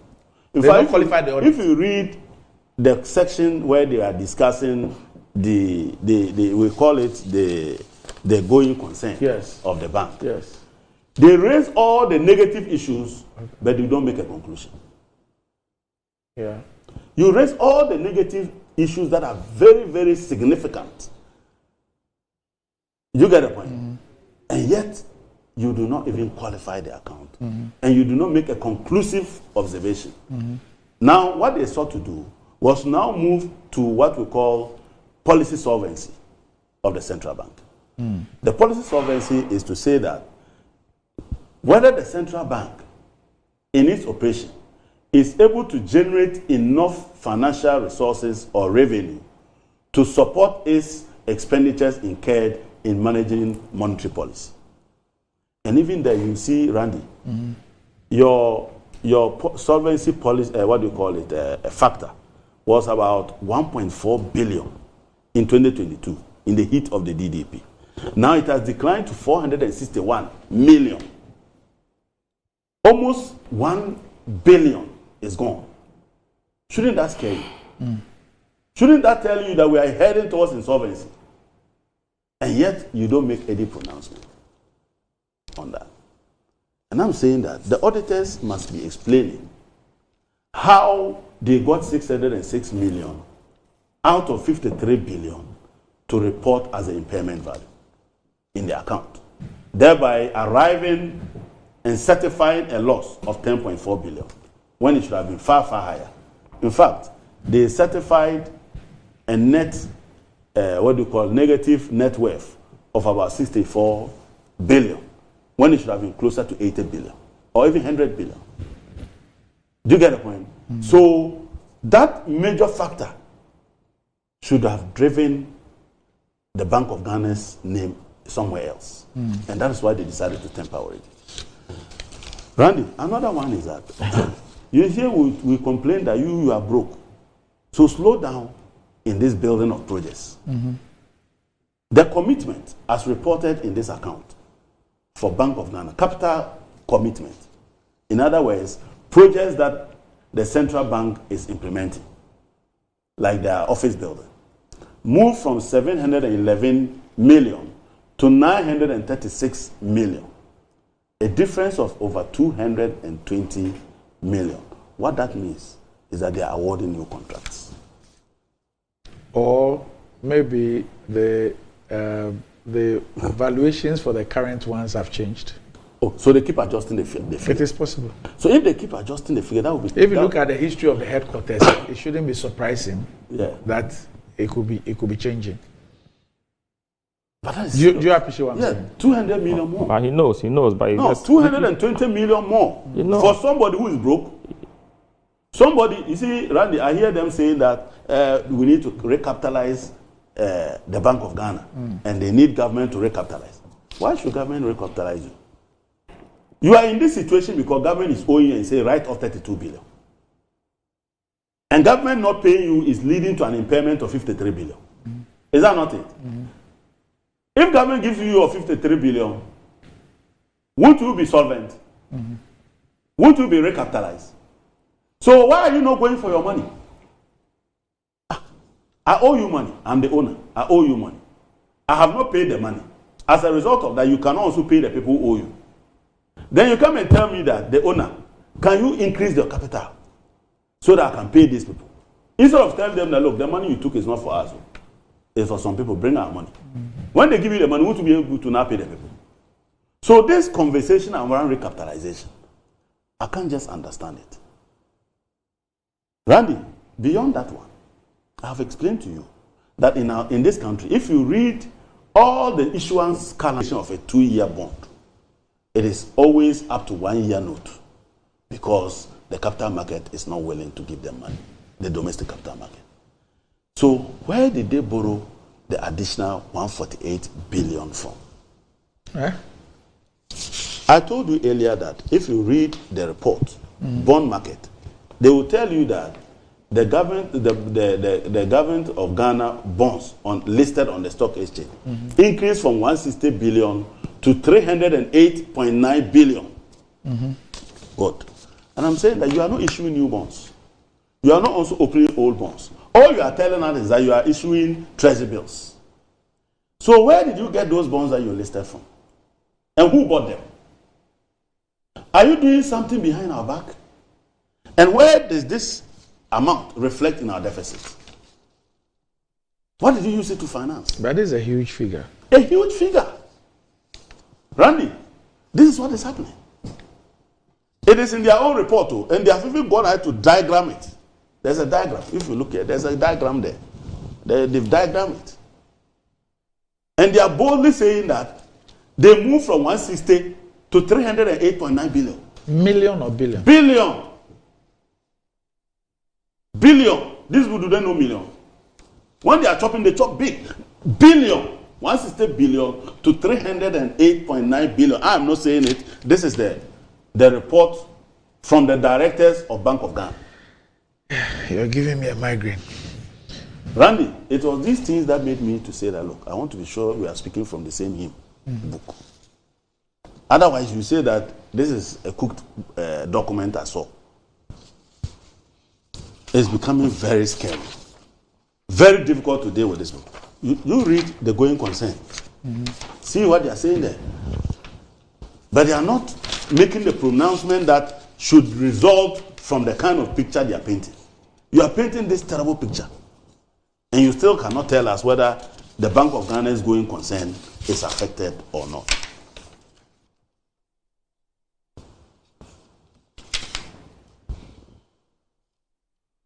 So, Randy, all I can say is that, look, this is the 53 billion. You can see it there. The table there. Impairments. It's not 53. I'm not the one put it there.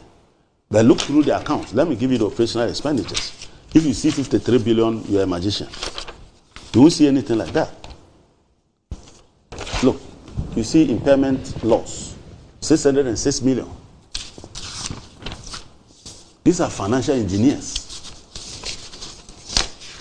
And I'm worried that the auditors are certifying this. So on page 58, yes, key audit matter, yes, impairment of investments in government securities. Yes. And then if you look at the table, 2023, you have a gross amount of 114. Yes. Then less impairment, 53,772. Good.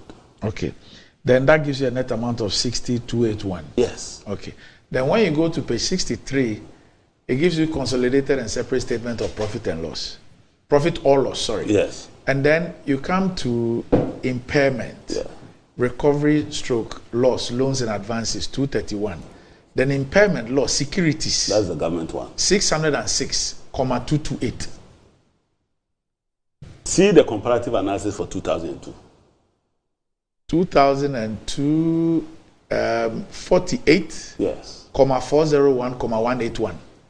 So you see, if we were dealing with like items, yes, the 2002 should be nil because this is in respect of 2022. It should have been zero because it is in respect of Cocoa Board. Yeah. You treat like items. So once you are treating impairment generally, it should reflect the 53. So what they are telling us here in the consolidated and separate statement of profit or loss is that impairment loss, yes, as a result of securities was 606 million, as against 48 billion, sorry, 401 million for 2022. Yes. However, when it comes to page 58, the key audit matter, yes, for 2023, we are told that impairments. So they do long-term government securities, 12.5 billion. Money market instruments, 79 billion. Look at the comparative figure for 2002. So 2022. For which one? For the money market. The money market instruments, 79 billion for 2023, 67 billion for 2022. How did they move there when you are doing zero financing? So you have an increase of about 22 billion. Yes. 32 billion, sorry. 32 billion. For 2023. Under zero financing. If it was not zero, then the impairment here is 53 billion. A loss of 53 billion. Yes. That's on page 58. Yes. And yet but when you come to page 63, the statement of profit or loss, the impairment there is 606 million. Randy. So there's about 52.4 billion or so, which you don't find here. Yeah, but then you can net off 16 billion of impairment from last year, since it is a moving target. How do we resolve this? Resolve it. I'll write to the auditor. Who is the auditor? Deloitte and Touche. So Deloitte and Touche did this, the auditor at Bank of Ghana? Maybe I'm not understanding something. Okay. Let's just hope so. Yeah, I'm not understanding something. I'll write to them. All right. You know, last year I had issue with them when I said that you can't write off the 32 billion because Bank of Ghana is a covered entity. Covered entity meaning? Covered entity is an entity that is supposed to be regulated by the Public Financial Management Act. Okay. And it defines covered entity in the definitions as autonomous bodies, constitutional bodies. And we know that Bank of Ghana is the constitutional autonomous body. And in that Public Financial Management Act, it says that you cannot write off any government of Ghana asset without one recourse to Parliament, for Parliament to take a decision and pass a resolution by a simple majority, identifying all the assets and what they have approved to be written off. So the auditors should have known that in terms of legal compliance, writing off 32 billion was illegal. Have you seen the latest World Bank report? Yes. That has dropped. That says that Ghana has dropped from C in 2021 to D in the World Bank's 2024 assessment of the independence of audit institutions in Ghana. Yes, I've seen that. Have you seen that? What does it mean?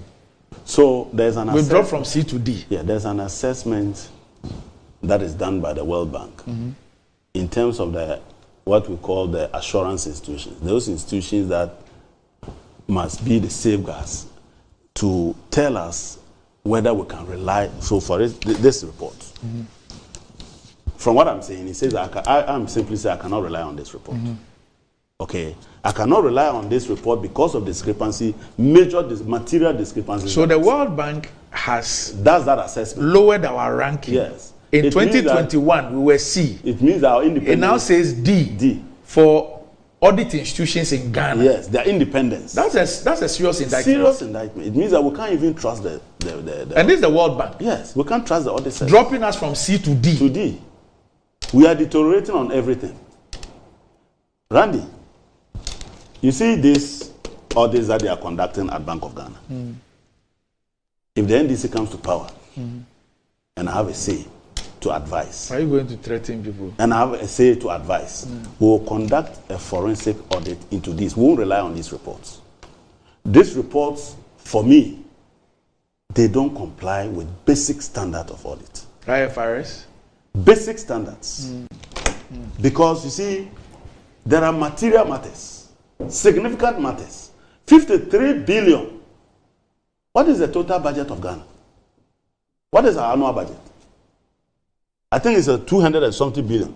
A quarter, or about a quarter of our budget is the figure you are referring to. And you do not think that this is such a material fact that you should qualify the account. In fact, you assist them to exclude it from the account so that we don't see the effect on it on the account. And we are roaming around. It has come down from how much? Was it 50 billion, 60 billion to 10 billion? You see, what he doesn't know is that when you make a loss, you don't pack it and forget it all. It accumulates. Unless you make profit to clear it, anytime you add losses, it accumulates. So it is not your negative position. It's not 10 billion. It's 60 billion. That is even if I take on the face of this account without adjusting for the matters that I have raised. And you are comfortable to be pronouncing that a Bank of Ghana that moves from a negative net worth of 60 billion is better than a net worth of about 70 billion. That's what you are simply telling us. All right. Okay. So, Prof, hold on. We'll take a break. One return, we'll listen to you on this. I'm developing a migraine. I need to get some medication. We're back shortly. Propaganda you want. But if the fundamentals are weak, the exchange rate will expose you. Ladies and gentlemen, you will recall that I stated in 2014 that if the fundamentals are weak, the exchange rate will expose you. That was true then, and it is true now. It is 100% correct.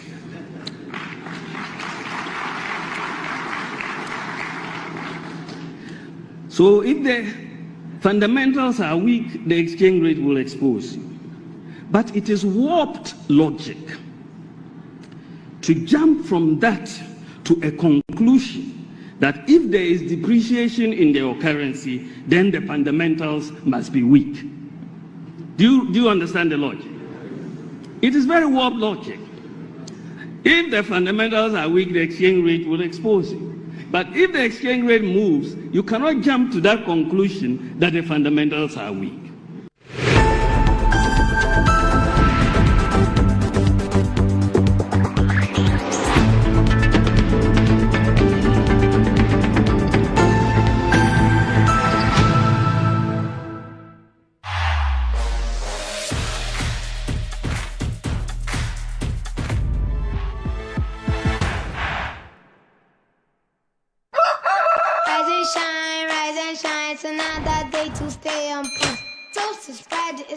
on point.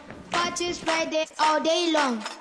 Still on point, yes, it's still on point. It's still on point. Parties Friday, it's still on point. For your bread, it's creamy. For your toast, it's still on point. It's yummy, delicious. It's still on point. Still on point, yes, it's still on point. It's still on point. Still on point, yes, it's still on point. It's still on point. For your toast, it's still on point. It's still on point. Fortune spread, it's yummy, delicious. It's still on point. Fortune spread, delicious, creamy, and always on point. This advert is FDA approved.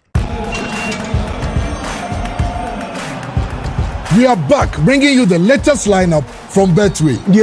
Betway starts strong with their front two with Free Play Friday and Swipe Bet. In the middle, you've got all the control with Cash Out and Build a Bet. Plus, with Win Boost, you can boost your sports bet. At the back, they have Smart Picks and the partial daily jackpot. You always get way more with Betway. This advert has been vetted and approved by the Gaming Commission of Ghana. Bet responsibly. No under 18. Terms and conditions apply. Betway. Get way more. In today's modern world, stairs are a challenge, especially for our elderly and those with health concerns. Navigating them can be difficult and even dangerous, but there's a safer way to move vertically. Lifts and Elevators Limited Company, your answer to a more accessible and secure vertical transportation. Our elevators and escalators, including top-of-the-line pneumatic vacuum elevators, Fuji elevators and escalators, offer a safer and more convenient alternative, eliminating the risks of stairs and enhancing accessibility for homes, businesses, and hospitals. Choose safety and convenience with Lifts and Elevators Limited Company. Elevate your spaces today. For more information, visit our website at www.elevatorsgh.org or call now on 0200-535-515. Lifts and Elevators Limited Company, the elevator people.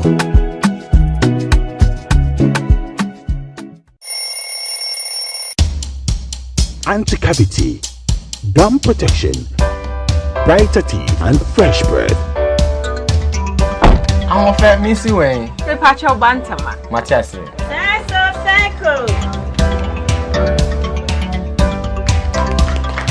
It's her smile. The fresh breath. Me, Judy said we use Cal 360 toothpaste. Some kind. Cal 360 toothpaste. That's Kia. Cal 360 toothpaste. It's a gum protector. Onim jom kasa. Kile Hossein. Cal 360 did the way. It's cool mint. Gives me fresh breath and your confidence booster. You will see so feeling kika when you know Cal 360 toothpaste. Happy smile. Cal 360 toothpaste, anti-cavity, gum protection, brighter teeth, and fresh breath. Cal, happy smile. This advert is FDA approved.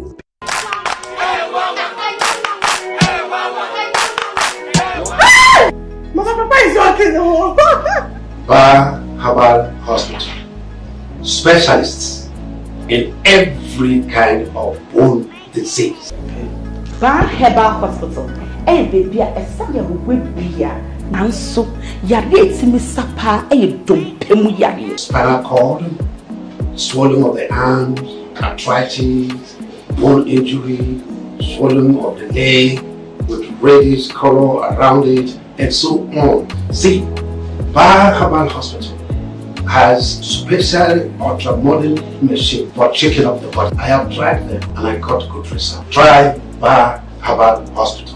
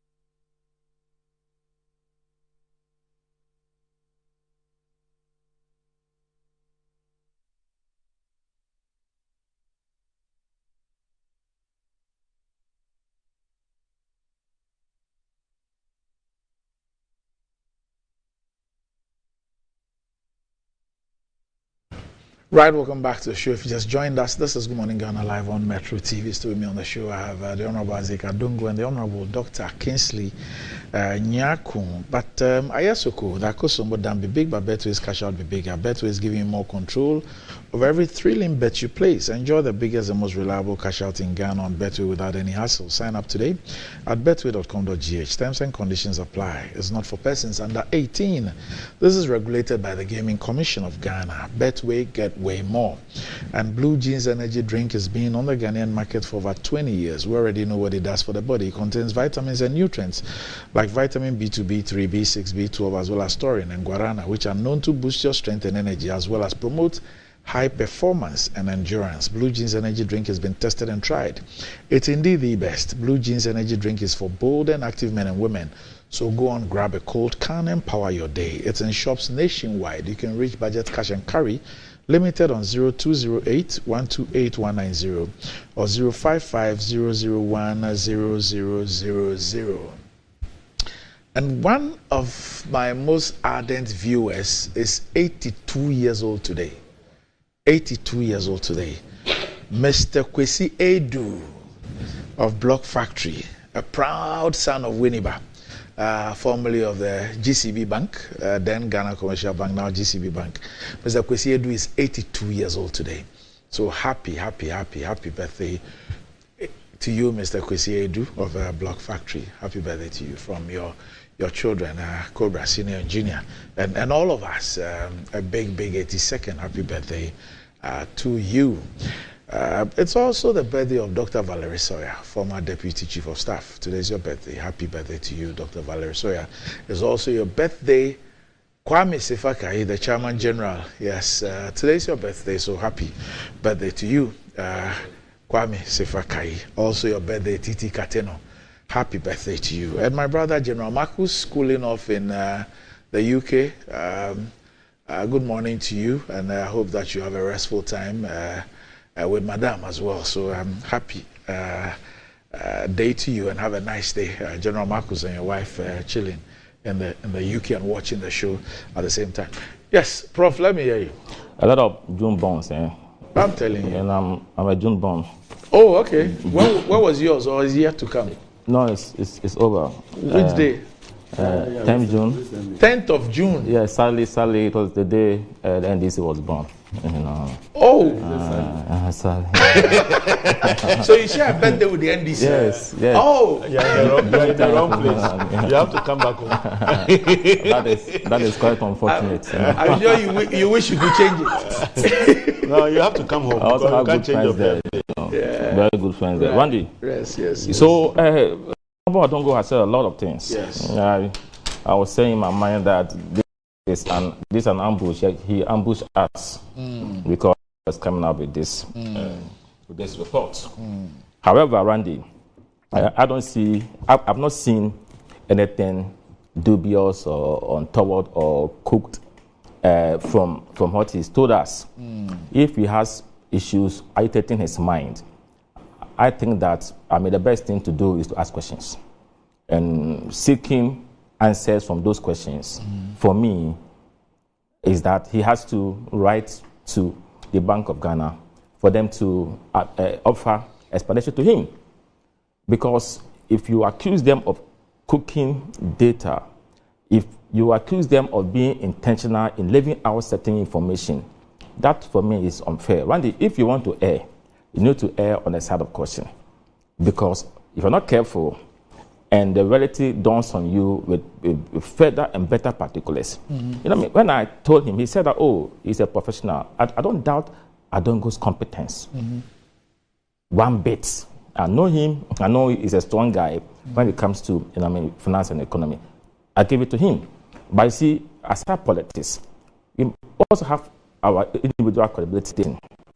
So let us endeavor to ensure that before we come out with some of these figures, we seek explanation. If the explanation doesn't make sense, then you can look at other options. Randy, the sheets you gave me, he has issues with the 53 billion unreported. Okay, but I see that the 53 billion even though it is not captured on a consolidated and separate statement of profit or loss, it is captured in the document on page 58. It means nothing is hidden. The 53.7 billion is here. So no, the point it makes is that the difference. No, the point it makes is that you can't have it there and it not reflect. That is why I'm saying that you need to. You asked a very important question about the reporting format. Yes. If he is privy to reporting format and had not been done, then you have an issue. Is IFRS right? Yes. Yes. I don't know, but I'm saying that. So if he writes to them, probably they'll offer an explanation that might make sense. Do you care? Do you care? I tell you something. No, don't tell me now. No, I need you to it's spoken a lot, so please. You know what I mean? I don't have much time to deal with this issue. Okay. So, Randy, I will sit here and say that until I receive or see a response from our Apex Bank, I wouldn't, for once, discredit them based on their reports. We don't have to be creating credibility issues for our state institutions. There could also be genuine mistake, genuine omission. This can happen to anybody who finds themselves in place of interest. So we should be mindful about how we handle some of these things. For me, if at the end of the day, these comments impugn or injure the reputation of the Bank of Ghana, what, Randy, do we get out of that? So this is what I would say about this particular report that Honorable Adongo has just put out. Mm-hmm. Randy, you also raised an issue about the decline in our audit performance from C to D. Yes. I just want to bring clarity to this. Okay. I don't want our viewers to misconstrue that assessment to be governmental influence or governmental interference. Per what I'm reading, World Bank downgrades Ghana's audit service performance. Mm-hmm. It says in part, the World Bank has downgraded Ghana's audit service performance from a C to a D grade, citing deficiencies in its independence compared to international standards. Yes. It goes on. Assessment conducted to evaluate the Supreme Audit Institution independence scored Ghana 6.5 out of 10, indicating moderate independence. Mm-hmm. The score marks a decline from Ghana's previous rating of 8.0 to 8.5 in 2021. While the audit service met expectations in some areas, improvements are needed in others. Mm-hmm. The World Bank recommends establishing standard operating procedures, providing training and equipment, and fostering collaboration among stakeholders to enhance independence. So I want to put this out there because, you see, we don't know how the word independence was operationalized in this context. If you're not careful, we might create the impression that by independence, declining independence, there could be some governmental interference. But their recommendation shows that, for example, there should be some form of improvement in equipment, collaboration, and all that. Okay, so I just want to put this within a certain context for our viewers to get an input of what we say. Otherwise, your good intention might be misconstrued. But to mean something the auditor's independence is from who?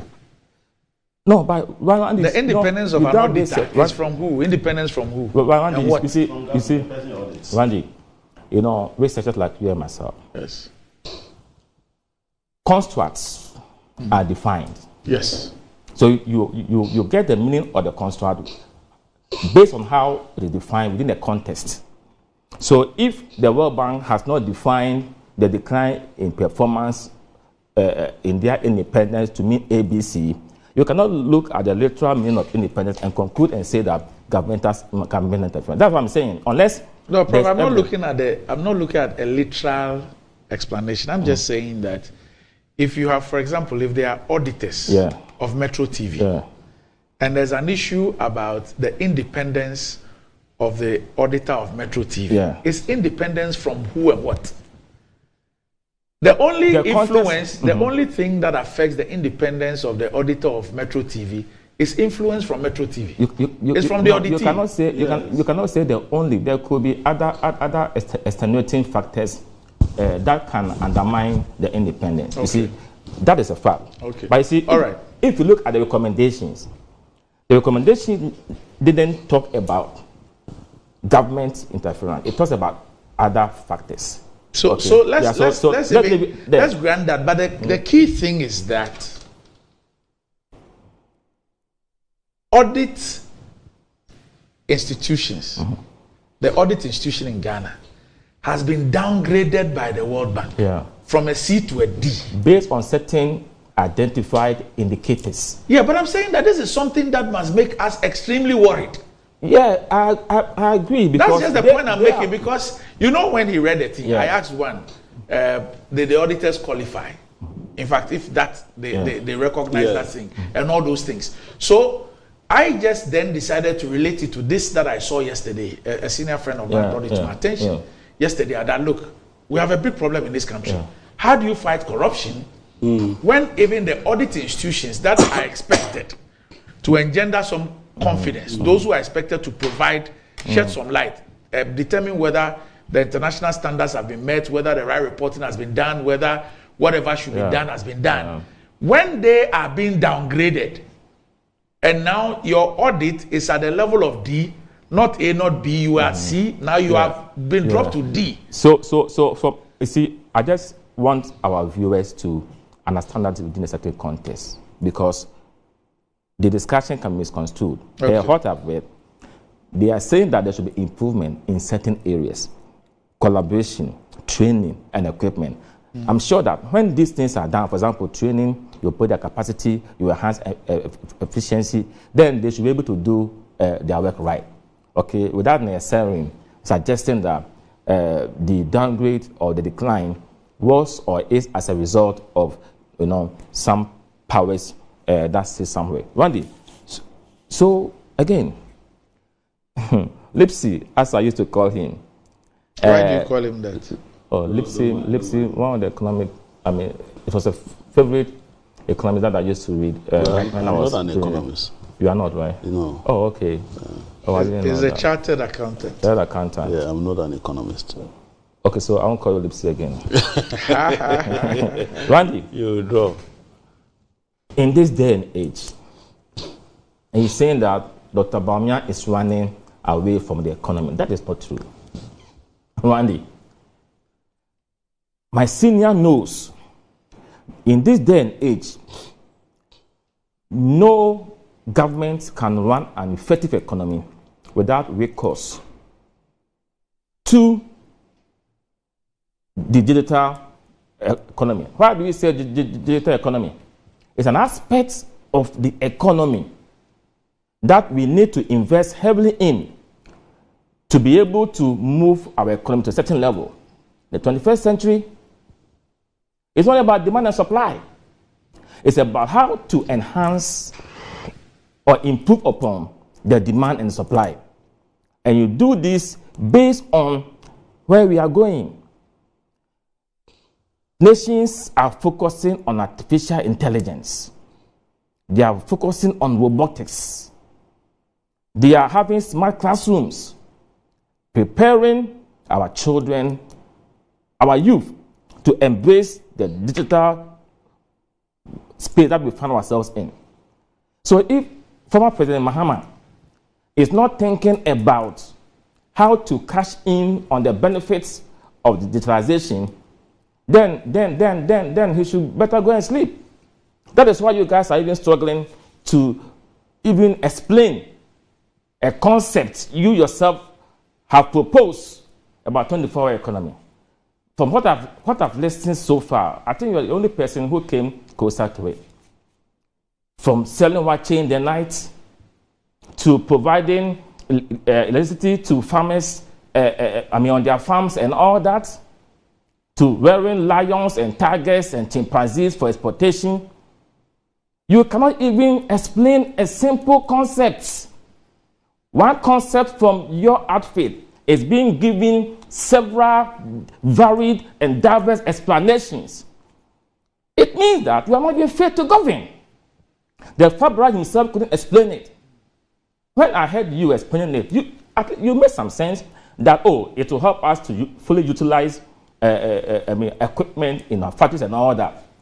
That is closer to what maybe he means. But I was expecting you that by now, you guys shall give us a policy document that spells out what you intend to do, than to allow your innocent communicators to go and misrepresent that concept. Then later on, you fire that person from a communication outfit in the Ashanti region. Embarrassing and disgracing somebody who holds a PhD. That's unfair. But you see, Randy, on Tuesday, I represented my minister at an event at UPSC. And that UPSC's annual leadership lecture series, it was delivered by the Right Honorable the Lord Watson. Randy, fantastic delivery. And I told the VC that you should make sure that the speech should be made available to all the students, those in now and those they will enroll later, because a lot of insights in that particular lecture. Randy, he said some things that I want to, with your permission, put out there. He said that the COVID-19 exposed the world of the fragility of our supply lines. And he said again that no country in this world escaped the difficulties and challenges of COVID-19. No country. My senior Adongo knows, Randy yourself, you know that COVID-19 has serious negative implications on every economy, and Ghana is included. I will not sit here and say that we don't have internal issues, but huge parts of what we are going to as a result of that. Before that, the economy was not doing badly. Randy, even Russia, I was there last week. Randy, Russia, because of the war with Ukraine, they are going through a lot of difficulties. The sanctions regime imposed on them is affecting the economy, and it will have, some form of cascading effect on other countries, that depend on that economy. That's a fact. So we are going through difficulties as a result of some of these issues. But the government, knowing that, has accepted that we are going through challenges. Nonetheless, we are doing our best to make sure that the Ghanaian doesn't suffer much the brunt we are going through. Randy, and I've been saying that the policies we have rolled out, he is saying that the policies have led us to where we are. Randy, I beg to disagree. At least some of the policies, for example, 1D1F, might not have significantly improved upon our economic fortunes. But in some regard, it has offered some relief in the economy. Because there are some people who have gotten jobs working in there. You come to Kasapekon at Kwadaso. There are a lot of guys from my constituency and other constituencies who are working there. Okay, so, and these are all efforts that the government put in place to ensure that the economy, did well. Randy, when in 2016 we campaigned that we were going to move from tradition to production. Very good intention. And when we got power, we made sure that some taxes got some reduction. But Randy, my senior also knows that you know some things. That the idea of reducing taxes is to empower factories and industries, to enhance their power to be able to expand and employ. That's the idea. But expansion doesn't work overnight. And we've had structural difficulties in this country over the years. Addressing them will take time. Having well productive factories, one day it will take time. factory starts, then they will expand. When the economic environment is conducive, convenient, and it gives them the opportunity to thrive. They don't happen overnight. So I'm not expecting that the 1D, 1F that has been implemented will quickly turn our fortunes. We need to invest in that, have more of them, create the enabling environment for them to expand and recruit more. That is how one day we will get there. So you cannot tell me that that policy has failed. Fiscal High School has taken a chunk of our resources, but one day is an investment in the right direction. Yesterday, we marked World Day against child labor, ending child labor by 2025, according to the SDG 87, target 87, that we should end child labor in all its forms by 2025. In this country, we have about 1.1 million of our children, going to such form of difficulties. But the point is that through the free senior high school, but for that, we would have gotten a lot of our youth on the streets. I'm a teacher and I know. Roddy, I'm telling you that kindergartens that we have built across the country, when I was teaching at my 18 in 1995 to 1997, Randy, most of the children didn't have access to kindergarten. They come to school, class 1, some were 10 years, some were 11 years. They didn't get opportunity. We have our children, Randy, in rural areas and other deprived areas. Their IQs are even better than the IQs of our children. But without access to education, their talents are buried. We need to stop that. And some of these children find themselves on the street. So you have kindergarten, create the access. Some of these children will get opportunity. When do you know something? You start school at grade 1, 6 years on the average. In some countries, it's 7 years. And by the time you go to class 1, the foundation should have been built at the preschool level, kindergarten, for example.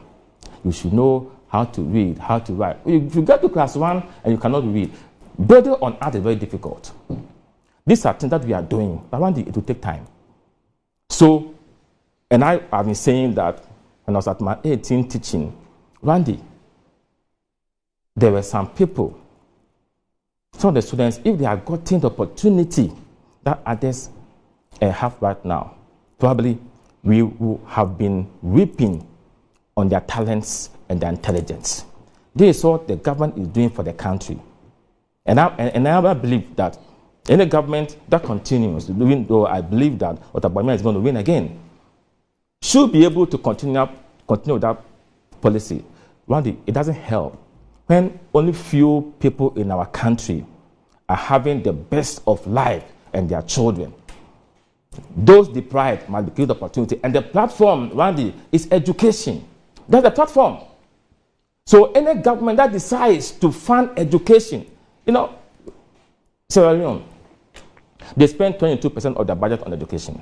20% of their GDP on education or so. Ghana, we are not doing, I think we are doing about 15-16% or so. Randy, that is the area we should go. I'm happy at times. I don't like those figures. I think that hidden in those figures are the real facts. But at least, sometimes you look at it and you say, 20-something%. You go and interrogate the figures, and about 70% is going to recurrent expenditure. Randy, but at least. So I like to interrogate. I agree with you. Recurrent expenditures are not bad because they go into service and all that. You know what I mean? Well, I'm just talking about the provision of education. Sometimes that figure can be misleading. I agree with you. Like GDP and others, they can be misleading unless, you go into the details. I agree with you. But I'm saying that per global benchmarks, if you are doing 22%, 20%, that's where you have to be. But we are not there yet. But the point is that we need to encourage our government to do more in that area. His focus is clear on his mind. What he thinks must be done to move this country forward. Exchange rate, it's not doing well. We we took it at 4.7 or so. Hey. I think it was 4.75 or so. When we took it in 2017. How much? In this country? No. How was it? Oh, I'm saying that. I said, although you were still in Germany. No. I'm saying that. Randy, I said, I think I might be. Don't think. Give me a counter. No, don't think. Give me a counter. Don't think it's not correct. So which is correct? You don't worry. Just go. No. You make your point. Okay, so I'm saying that is what I remember. Yes. Was the rate. Okay. NDC took it at a certain level. It increased. We came. But you see, I'm not happy it is at where it is. But the point is that if we had done nothing to ensure its stability, then I will be a more worried person. How we began, I mentioned the 1D1M. That was one of the agenda. Okay, so if you're able to get more factories, if you build them well, we are able to add value to what we produce here. We reduce or lessen our import drive and all that, and we have import substitution factories here. It will lessen our dependence on the dollar. So we put in place something. What we put in place hasn't, borne the needed results that we anticipated. But it doesn't mean that intervention is wrong. But for that intervention, probably we will have been importing more than we are doing right now. Okay, so one day, that is one. The idea to have the Ghana card, one day is also helping us to formalize the informal sector. In most jurisdictions, when you go, fiscal cash to buy something, they won't even accept it. Difficult. They want to have a cashless economy.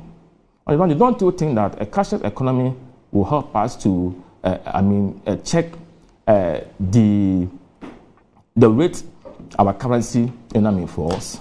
So deliberately we are doing something.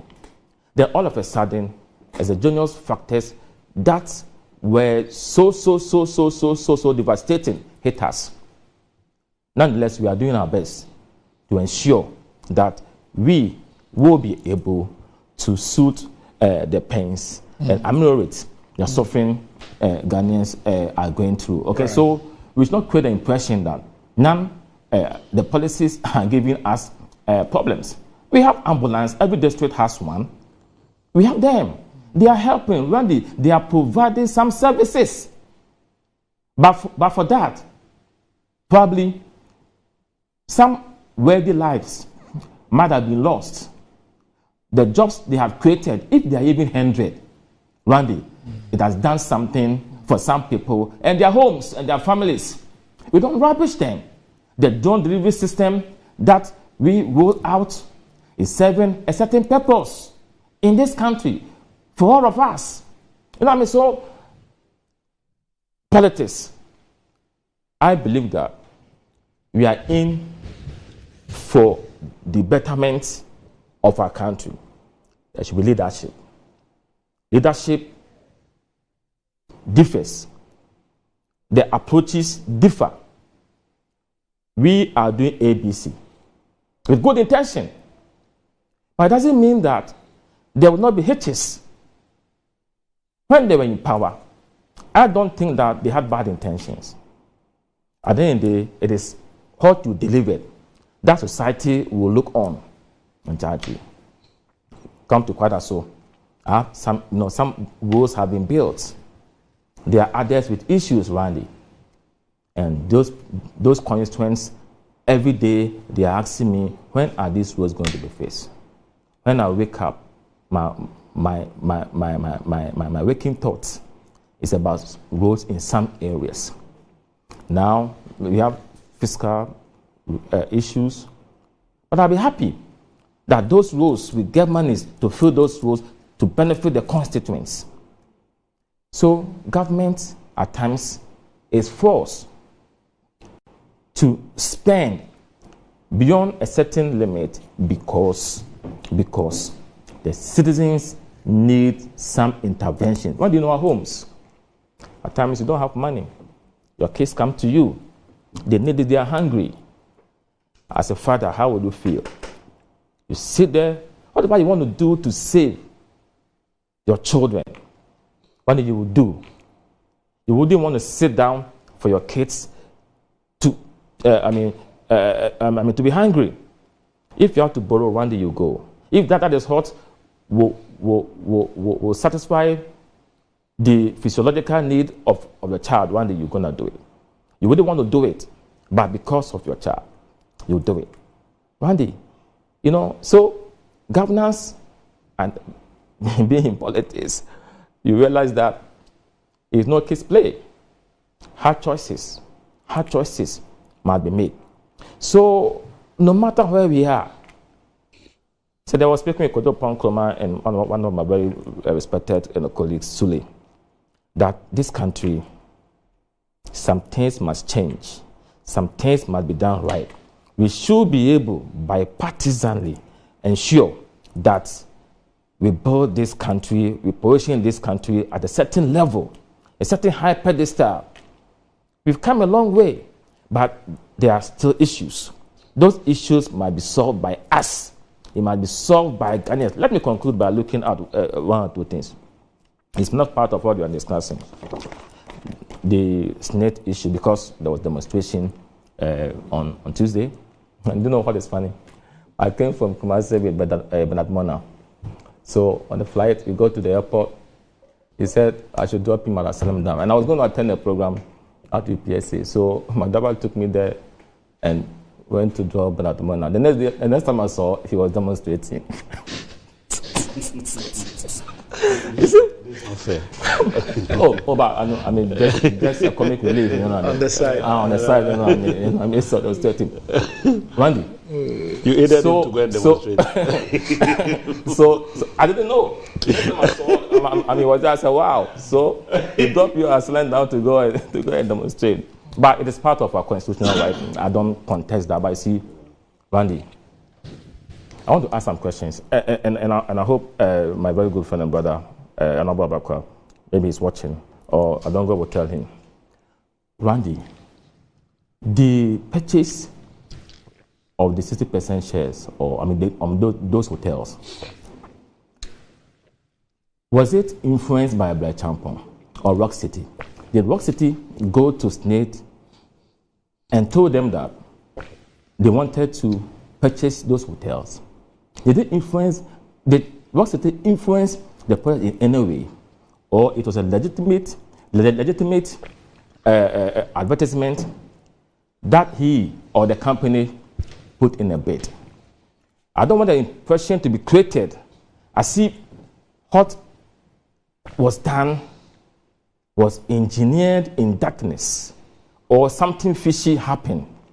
If we have issues with the process, that is the right step that has been taken by Honorable Okudoto Abakwa going to track.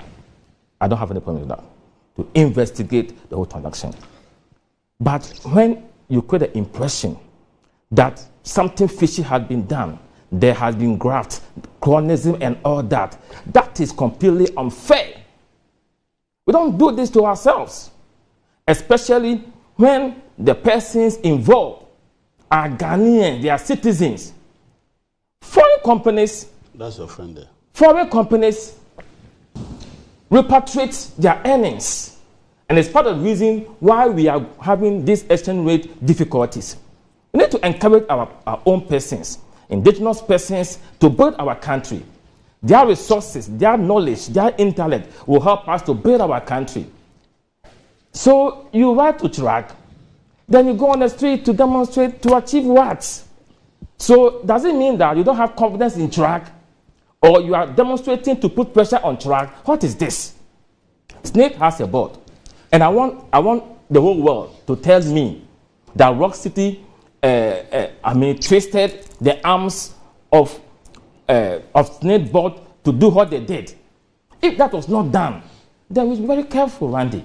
Well, you're my good friend. I should take delight in your success. What I learned when I was in Germany, Randy White, you know, they love to see that their people are progressing. That is why they always come together to establish companies and all that.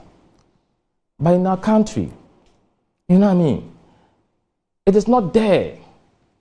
That spirit of patriotism, that spirit of progress that we need to ensure that we progress, what is not there. When you are rising, some people want to bring you down. I'm not saying that is what is happening. What I'm saying is that we need to encourage our own people to have, you know what I mean, to possess some of the commanding heights of this country, because their monies will be here.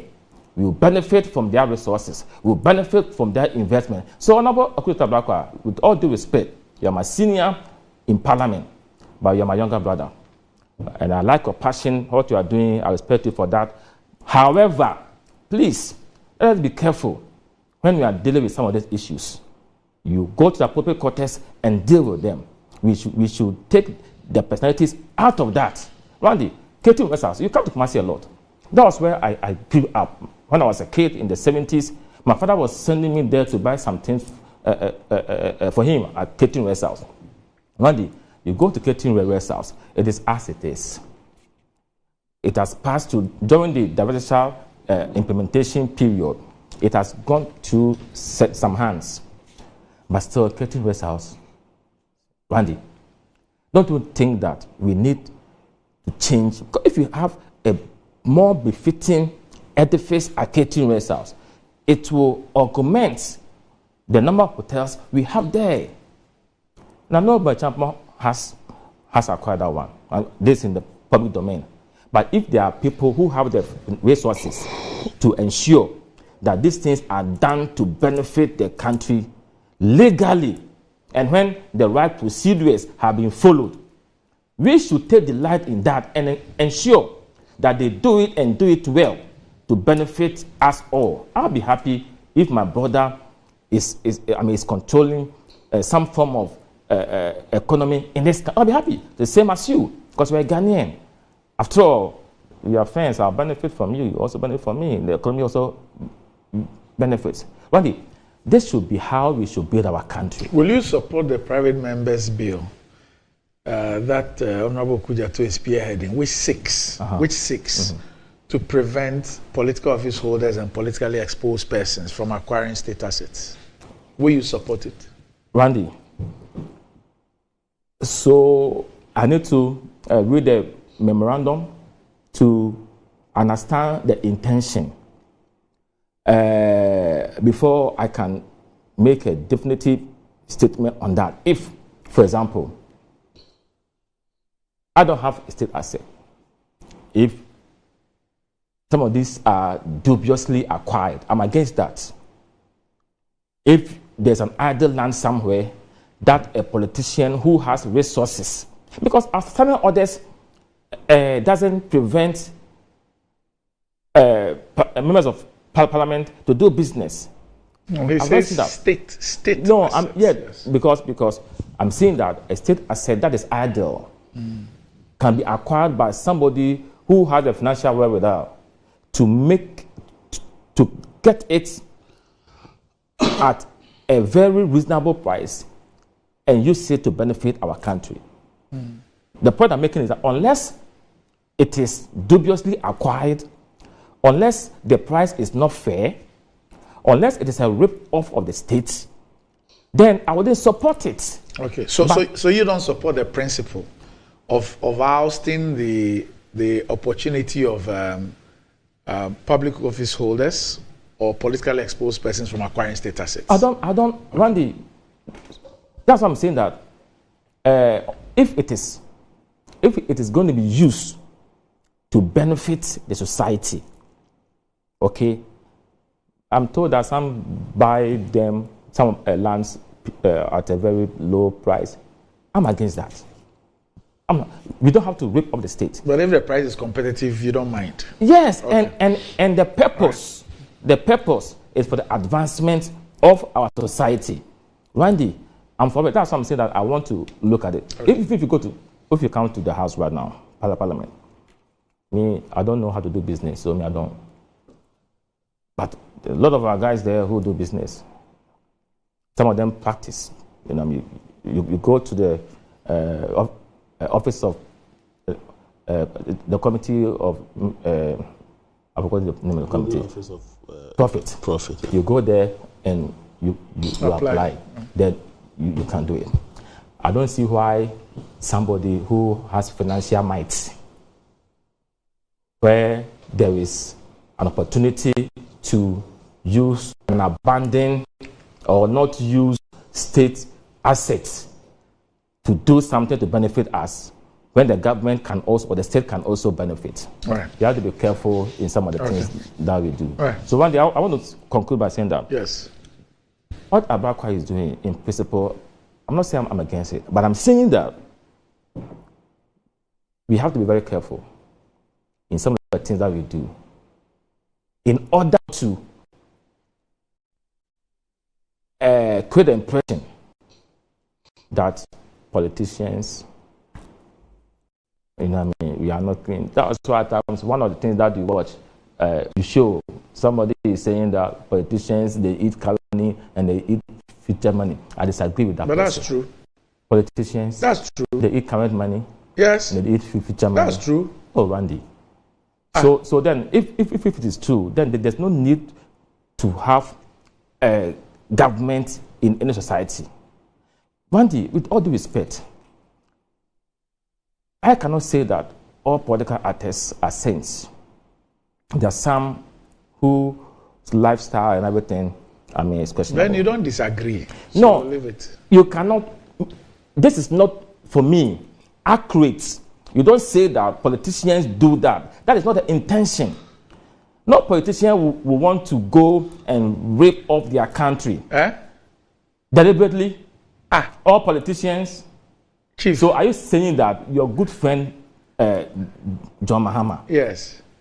He is coming in because he wants to just rape us off? No. That intention? No. So then that is wrong. No, but you don't also say that no politician. Because you can be given many examples. Yes. So don't say no politician. That's what I'm telling you. So yes. But I premise my statement by saying that not all of us are saints.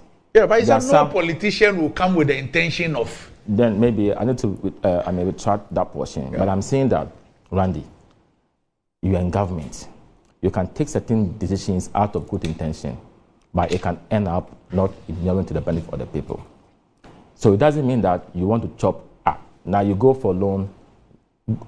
Loans are part of governance. Borrowing, part of governance. You either raise to tax and all that. You can also go. So borrowing is part of our governance, or capital. When you what is borrowed is used for intended purpose. If there is any corruption, you try to reduce it to the barest minimum, if not totally eradicated. For me, that is what I would say about this thing. Thank you. Yes. Yeah, Randy, I want to react to a few things on the issue about the 24-hour economy. I just want my colleague to know that you cannot wake up somebody who is pretending to sleep. For him to have even indicated that His Excellency John Dramani Mahama himself doesn't understand or is not able to communicate 24-hour economy suggests to me that he doesn't even know what he's talking about. You want to see a policy document. Where is, even after 7 years, where is your policy document on moving from taxation to production? No, I'm coming. The lions. I'm coming. Even now, you talk about digitalization data. Where is your blueprint? Has MPP ever produced, or Baumia ever produced, a blueprint on digitalization? They want to sell what? So the blueprint of Baumia is that the policy is in somebody's head. So when he hears that, what is the name? School feeding program has gone to buy manage your own business software. Then he will go and stand there and say that we are digitalizing the school feeding program. When you feed them with kenke, we will know. If you feed them with bread, you will know. And when you go to find out, it's just an ERP, an enterprise resource planner. Something that has been on for decades. Go to Guinness. They've been operating ERP for years. They don't call it digitalization. I have operated ERPs throughout my life as an accountant. We don't call them digitalization. Go to MTN. What are they using there? It's ERP. So many businesses are using ERP. When you alone go and introduce it into some small sector of government, you will give it a Mudio name. ERP. you go and call it digitalization. Up to date, can you produce? I challenge Dr. Baumia to produce a blueprint on digitalization. I ask you to bring. It's a very simple question. So we have a lot of information in the system about 24-hour economy. Okay. If you have refused to read them, that's your problem. But I'm saying that you are even implementing a program. You want to that you don't explore even lions? Have, I'm coming. Who said that? No. You see, our communicators. Listen. Take it from those who have been entrusted at the national level to tell you about 24-hour economy. But and if they have told you, and you decide that you go and listen to somebody else, and he said watching the night. It was Baumia who said that. It was Baumia even said Adult TV. Felix said it. I'm watching. Oh, so my good friend, I'm watching. So what is wrong with selling Wache? But you are denying it. Kumasi, don't they sell Wache there in the night? Is that the explanation of 24-hour economy? Edum, you want me to go and buy Wache for you in Edum at night? Why is it? So that is 24-hour economy. So no. I mean, why are you picking just one example? No, that's why I said that what you said made sense to me. What you said made sense to me. You did well. Don't patronize me. Don't patronize me, please. The point is that you have properly articulated what 24-hour economy is.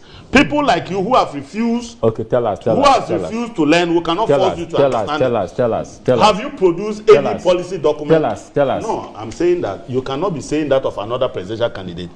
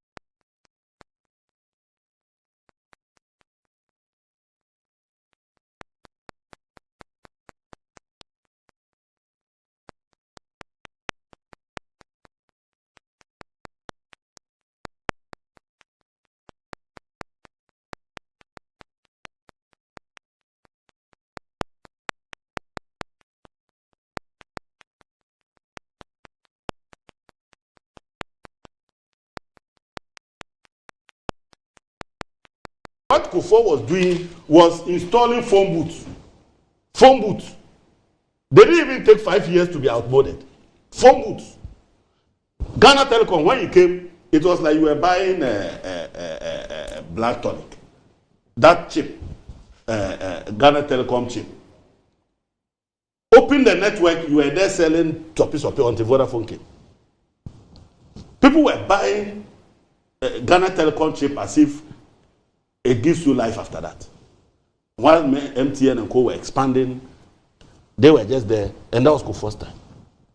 So when we are talking about digitalization, I'm saying that, have you ever seen this data center?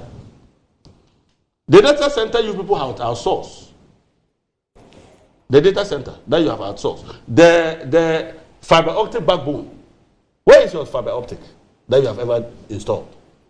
Or you think that digitalization, you go and hang Wi-Fi on the tree? It goes with infrastructure. You don't have any. John Mahama installed fiber optics within our country, within the city, and from all the way from Eastern Corridor to Boku. It is the reason you have data. And you are now telling that champion that if he is not thinking about digitalization, the father of digitalization, you are not talking that way to him.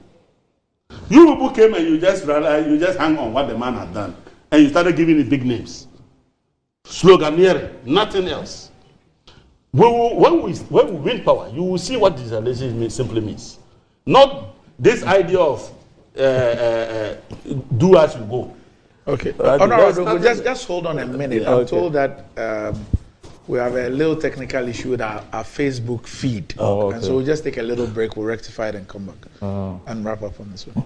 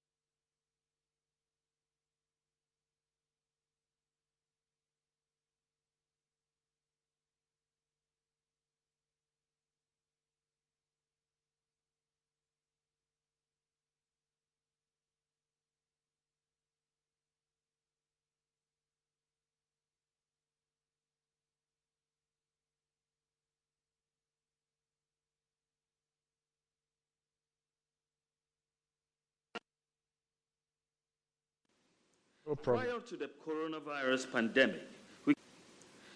to the coronavirus pandemic, which has impacted all economies in the world, we reduced inflation, and inflation continues to fall.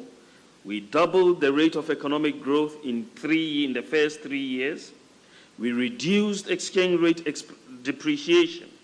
The exchange rate depreciation has been relatively stable, with Ghana recording the lowest rate of depreciation in the last 28 years in 2020.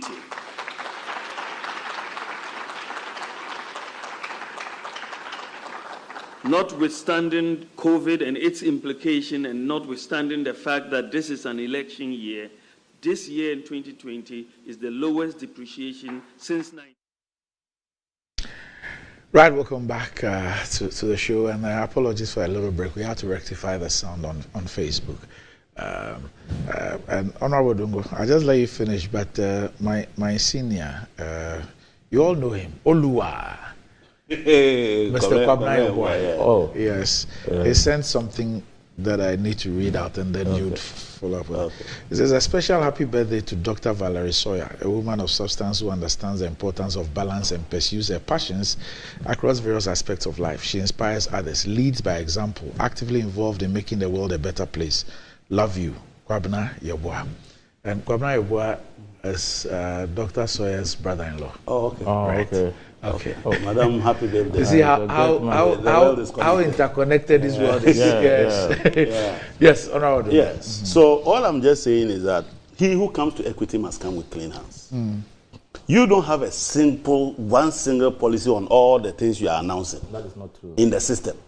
And yet you are asking somebody to produce a policy document. If we were to be producing policy documents, some of your obsolete policies, where are the policy documents? But you say we don't have. Where are the policy documents? They are just announcements, but they are not policy documents. Digitalization is abstract because you don't have anything to show, so that we can track and say that you have implemented up to this stage and that what you are doing is consistent with a master plan. Okay? Digitalization is not standalone system improvement. You just go here, go and touch.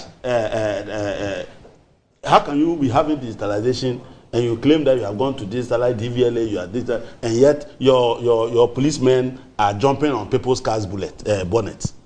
Where if you go out there where there's proper digitalization, when the policeman, you jump the red light, he doesn't care. You can go. Before you get to the house, you will get a ticket. Is that not it? That digitalization, the systems are talking to each other. But here, they will just go and put up something to sell banana, and they say digitalization. You just go and give somebody a card. You go to the bank with your Ghana card. If you go to the bank with your Ghana card, you will be having the Ghana card, you yourself. The Ghana card is to identify you, the individual.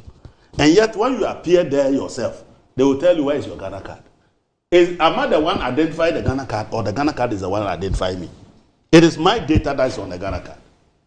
So, if I now appear myself, shouldn't a digitalized system simply say that I should put my thumb print, or take a picture of my eyes, and then automatically you know that I'm the one? That is a process. That is a digitalization. You don't go and hold a card. Now everybody is roaming around with a card. The same person whose biodata is on the card has to be carrying the card. And you call it digitalization. Please, please, I am saying that when it comes to digitalization and innovation, MPP and Baumia, you are nowhere near John Dramani Mahama. Oh. Okay? Okay? Can you show me one digital infrastructure that you have established? One. Can you show me one? Now, you don't have any. We can talk about the digital center. We can talk about the data center. We can talk about laying fiber optics all over the place. We can talk about reforming the telecom sector. Okay? We can talk about many things. But you have no infrastructure. Why? You digitalize by hanging things on trees. You access data. And you have nothing to show. So please, stop this digitalization and thinking that because you have run away from the core mandate of... Look, how come you alone, you are digitalizing, the economy is going down? You say that it was COVID-19. Why? Is COVID-19 jumped all the countries and came to Ghana? Was Cote d'Ivoire not affected by COVID-19? Why are they not at IMF? Is Ivory Coast? What is the name? Togo. Didn't they apply to go to IMF? And they are doing debt restructuring? But you said they didn't go, but they've gone there. But are they doing debt restructuring? Are they doing debt restructuring? They've gone there. Is Togo doing debt restructuring? Is Benin doing DDP? Is Senegal doing DDP? You are the only one who was affected. You spoke about Russia. Do you know that Ukraine's economy is far better than your economy? Ukraine. That economy is far better than your economy, and yet they are receiving the bombs. Whose economy? Our economy. Ukraine. Say our economy. Whose economy? It's your economy. Are you not Ghanaian? You are not involved in the economy. You are the ranking on the finance committee in parliament. You are the ranking. You don't listen to us, do you? You don't listen to us. Who doesn't listen your government doesn't listen to us. That's why we are here. Randy. I'm saying, look, please. But you spoke more than me. So all that I was listening to, you were not talking. But you spoke more than me. You asked Randy himself. Relax. Okay, Prof. No, Prof, relax. It looks like Prof is not comfortable when you are hitting certain things. So go ahead. The truth is that you don't have even policy document on the current policies you are implementing, let alone to talk about those you are promising. You keep Russia-Ukraine war and then COVID-19. Why? Are you the only country in the world? Are you the only country in the world? You are all over the place begging people. You can't pay your debt. You can't pay your... Nigeria is paying his debt too. I hope you know that. Nigeria is paying his debt. You know that Cote d'Ivoire is paying their debt. Togo is paying their debt. Benin is paying their debt. Senegal is paying their debt. Look at Randy. You are not paying your debt, and you are accusing COVID-19. Are you the only country who was affected by COVID-19? He is mentioning 2020 depreciation of the currency. 2020, what was the level of activity? When your economy grows by 0.4%, less than 1%, it should tell you there is no activity. And because there is no activity, there is no demand for the forex. So definitely your currency will be stable. You grow by 0.4% and you want your currency to depreciate. You have forgotten that you were also one of the worst performing economies. That one, you don't remember that. You remember that your currency performed. But you don't remember that your economy was the worst one around here. So the biggest problem we have is that we have a group of people who came and promised a lot, gave us a lot of hope, and delivered hell. There are people, they came and presented somebody to us as the Alpha and Omega. That person today is doing Yahoo. Okay? The economists that he learned from O-level, A-level, university first degree, second degree, PhD, that economist, no. Now he doesn't do that one. The Yahoo, the thing he read on the internet, that's the one he wants us to believe he can deliver. Do you get it? How on earth do you think that we are so stupid we can take this? We cannot take this. Dr. Baumia, look, I want you to start examining your heart. This idea of Baumia will win again, Baumia will win again. When we finish the election, I want to be able to pick you and you answer. I don't want you to collapse. I don't want you to collapse. Because this, your hope that Baumia will win, Baumia will win, I beg you. He will win, it won't fail, trust me. Make room for the obvious. The obvious is that he will lose. He will win. Why are you going to rob us? He will win. You compare records. What the since is done. Which records are you going to compare? Give us the benediction. I'm not. Benediction. Thank you. So Randy, policy. Let him give us a benediction. Randy. He will give a lecture. He's been. No, he's a lecturer. No. He's been in government before. No program. You mean his party is being government before? Okay, so he was not. Okay, Randy. No intervention or program or policy implemented. Because policies are conceived by the ministry. And when they are conceived, they go to cabinet. So the interventions that we've rolled out, they are accompanied by policies. So, and I'm sure he knows that. I don't know why. If you have some, he's asking where those policies are. And I'm saying that. Prof, I'm sure that you know that policy documents are not supposed to be hidden. Yes. But they are supposed to be there for all of us to read. And I'm saying that you and himself, you know that policies are conceived at the ministry and they are implemented. But you have to go to cabinet with those policies. Otherwise, it will see the light of day. So the policies we've rolled out have been sent to cabinet for approval before they were done. So they are there. Where are they? So where are they? I'm seeing that the policies are there. Where? When he wanted information from Bank of Ghana, didn't he write? Oh, accounts is a statutory Didn't he write to the Bank of Ghana? Accounts is a you can write to the ministry and you get it. They are there. Randy, so they are there. And he's saying, now Randy, we should be writing. Randy. We should write to Baumia and ask for one. Let me give him a piece of information. Moving from the taxation to production. 2018, the Vice President witnessed the commencement of the Western Corridor Fiber Optic Infrastructure Project in Takoradi by saying that. Where? I don't know about it. But I'm telling you right now. I'm telling you. And it's working and again. Yeah. You see, now he's saying it's I'm working. asking you. He's saying it's working. It is working. Where? Working where? And you didn't Google the Eastern Corridor? Oh, but I didn't contest that. No, have you Googled that? I didn't contest that. So why were you not saying that I'm giving you evidence. Mahama, if he's not thinking about digitalization. In this modern world, yes.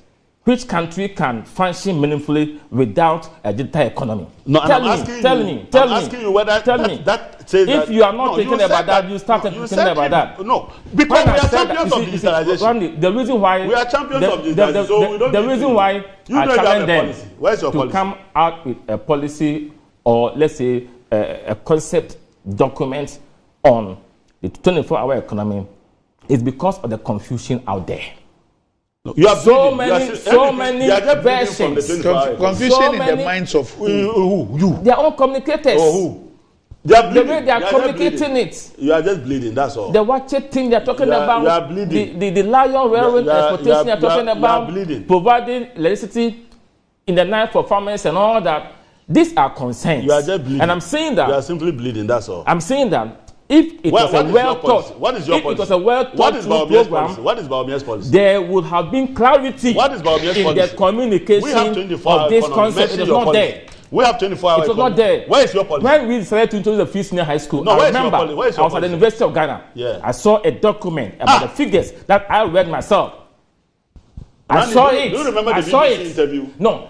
When do you remember the BBC said, interview? Listen, the question. You remember that one? I watched that. When Akufo-Addo was, the friend was asked at that time, the friend was asked the question.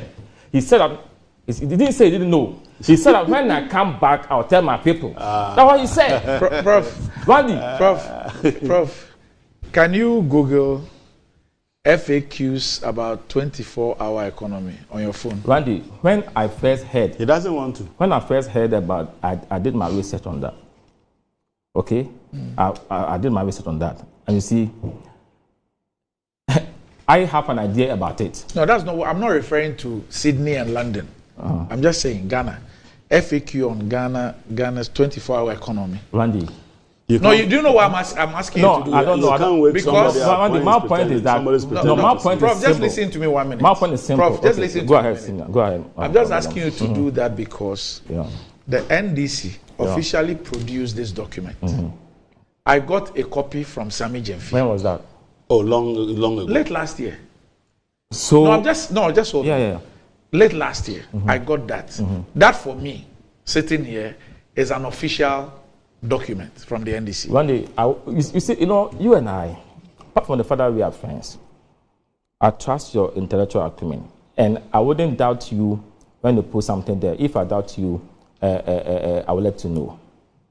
My bone of contention or my worry is that if the FAQs, whatever, I want to see coherence in how they articulate. That's a different matter. That is my point. That's my point. You want information. That's what's on the screen. You don't go to the right. I'm saying that. Go to the right source for the information. Your communicators should know. Forget about communicators and read the document. The photos should know that read the document. It's not about selling one chain in the night. Read the document. I want to know. And forget about. Randy, you want coherence and consistency. That is what. So I'll go and read it. But I'm saying that. You read it.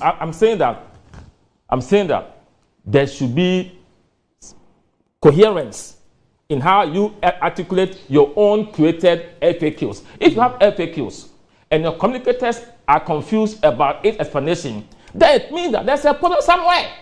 There is a big problem. True. Yes, that is what I'm saying. Because I listened to what you said. I could talk back on TV3 I watch First Quarter Fosu on Adom TV. Okay, I listened to Esedon Ketia and recently our friend in Kumasi about this lion thing. Who is that?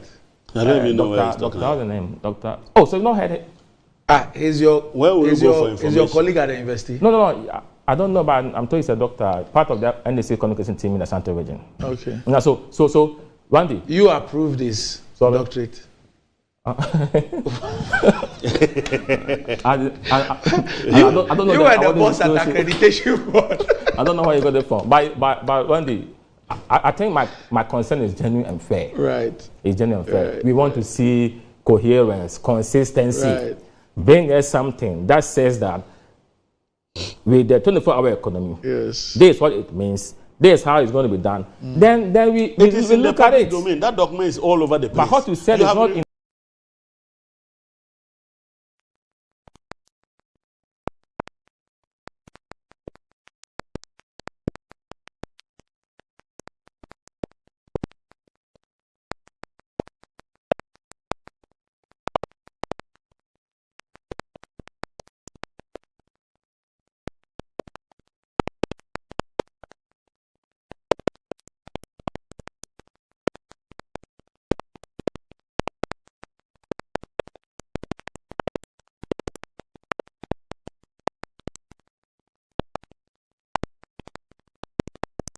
Actually, the absence of infrastructure.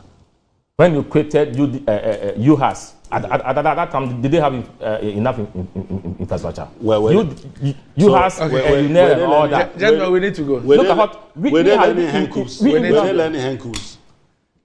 So, I'm asking you. So, gentlemen, English? thanks for joining me.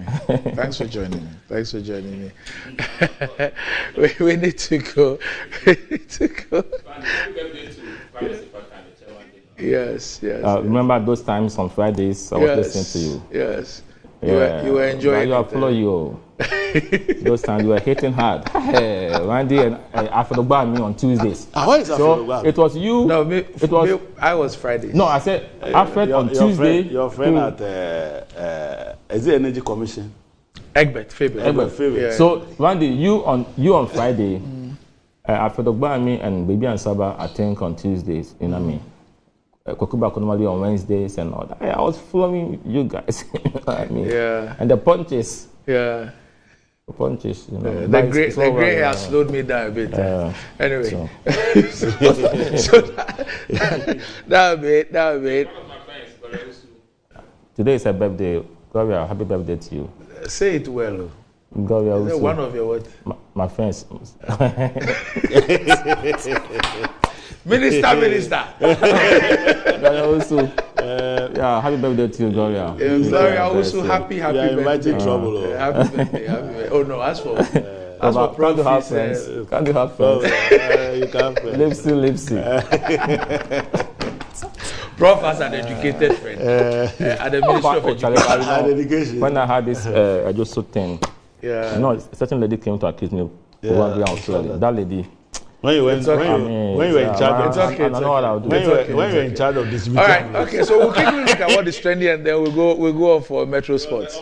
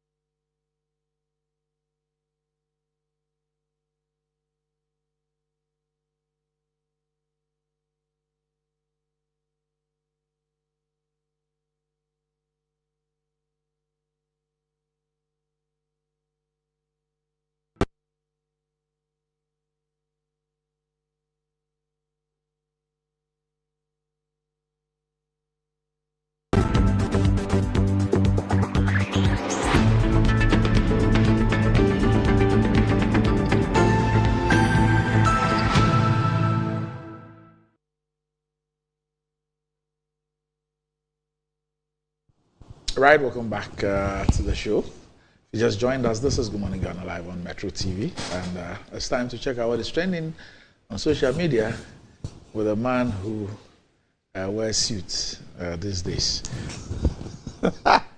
No, good morning. Good morning. Don't get a trend today. We've got Napo trending because of the NIB survey. Okay. Yes, so we'll do that quickly, and then we'll go to 1972 and we'll show you something. So that's it. The survey says NPP members prefer Napo as Baumia's running mate. That's from the survey. Let's read some of the comments. So it says, hey, wait, is it the country NIB or different NIB? But who said we have forgotten about how Napo failed in the education sector, reshuffled to the energy sector, and told us to prepare our own timetable anyway, December 7 hotel. Ebenezer Mukwando writing that. And Victoria says he has transformed the lives of many. You cannot encounter Napo for your life to remain the same. Okay. Dr. Matthew Opoku, without doubt, will be a good vice president, a leader that finds joy in helping people to be better and successful in life. That is Napo. Then people that have encountered him. This one says that Napo with the fire emojis. So yes, the best vice presidential candidate is good record to speak for him. Okay, I see. It's transforming lives. Oh, doc, please, you have to set up a little meeting. Let me meet him. You want to go and meet him? I mean, transforming lives. So. This is soliciting for bribes. Look. Oh, you are soliciting.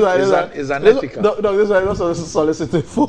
But you want to go and see him as a big brother? Yeah, as a big brother. To inform him that you are getting married? Yes. Okay.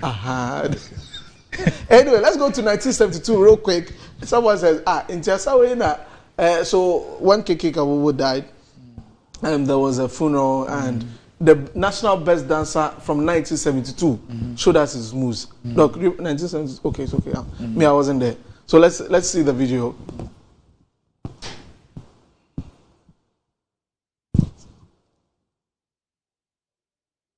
Sound.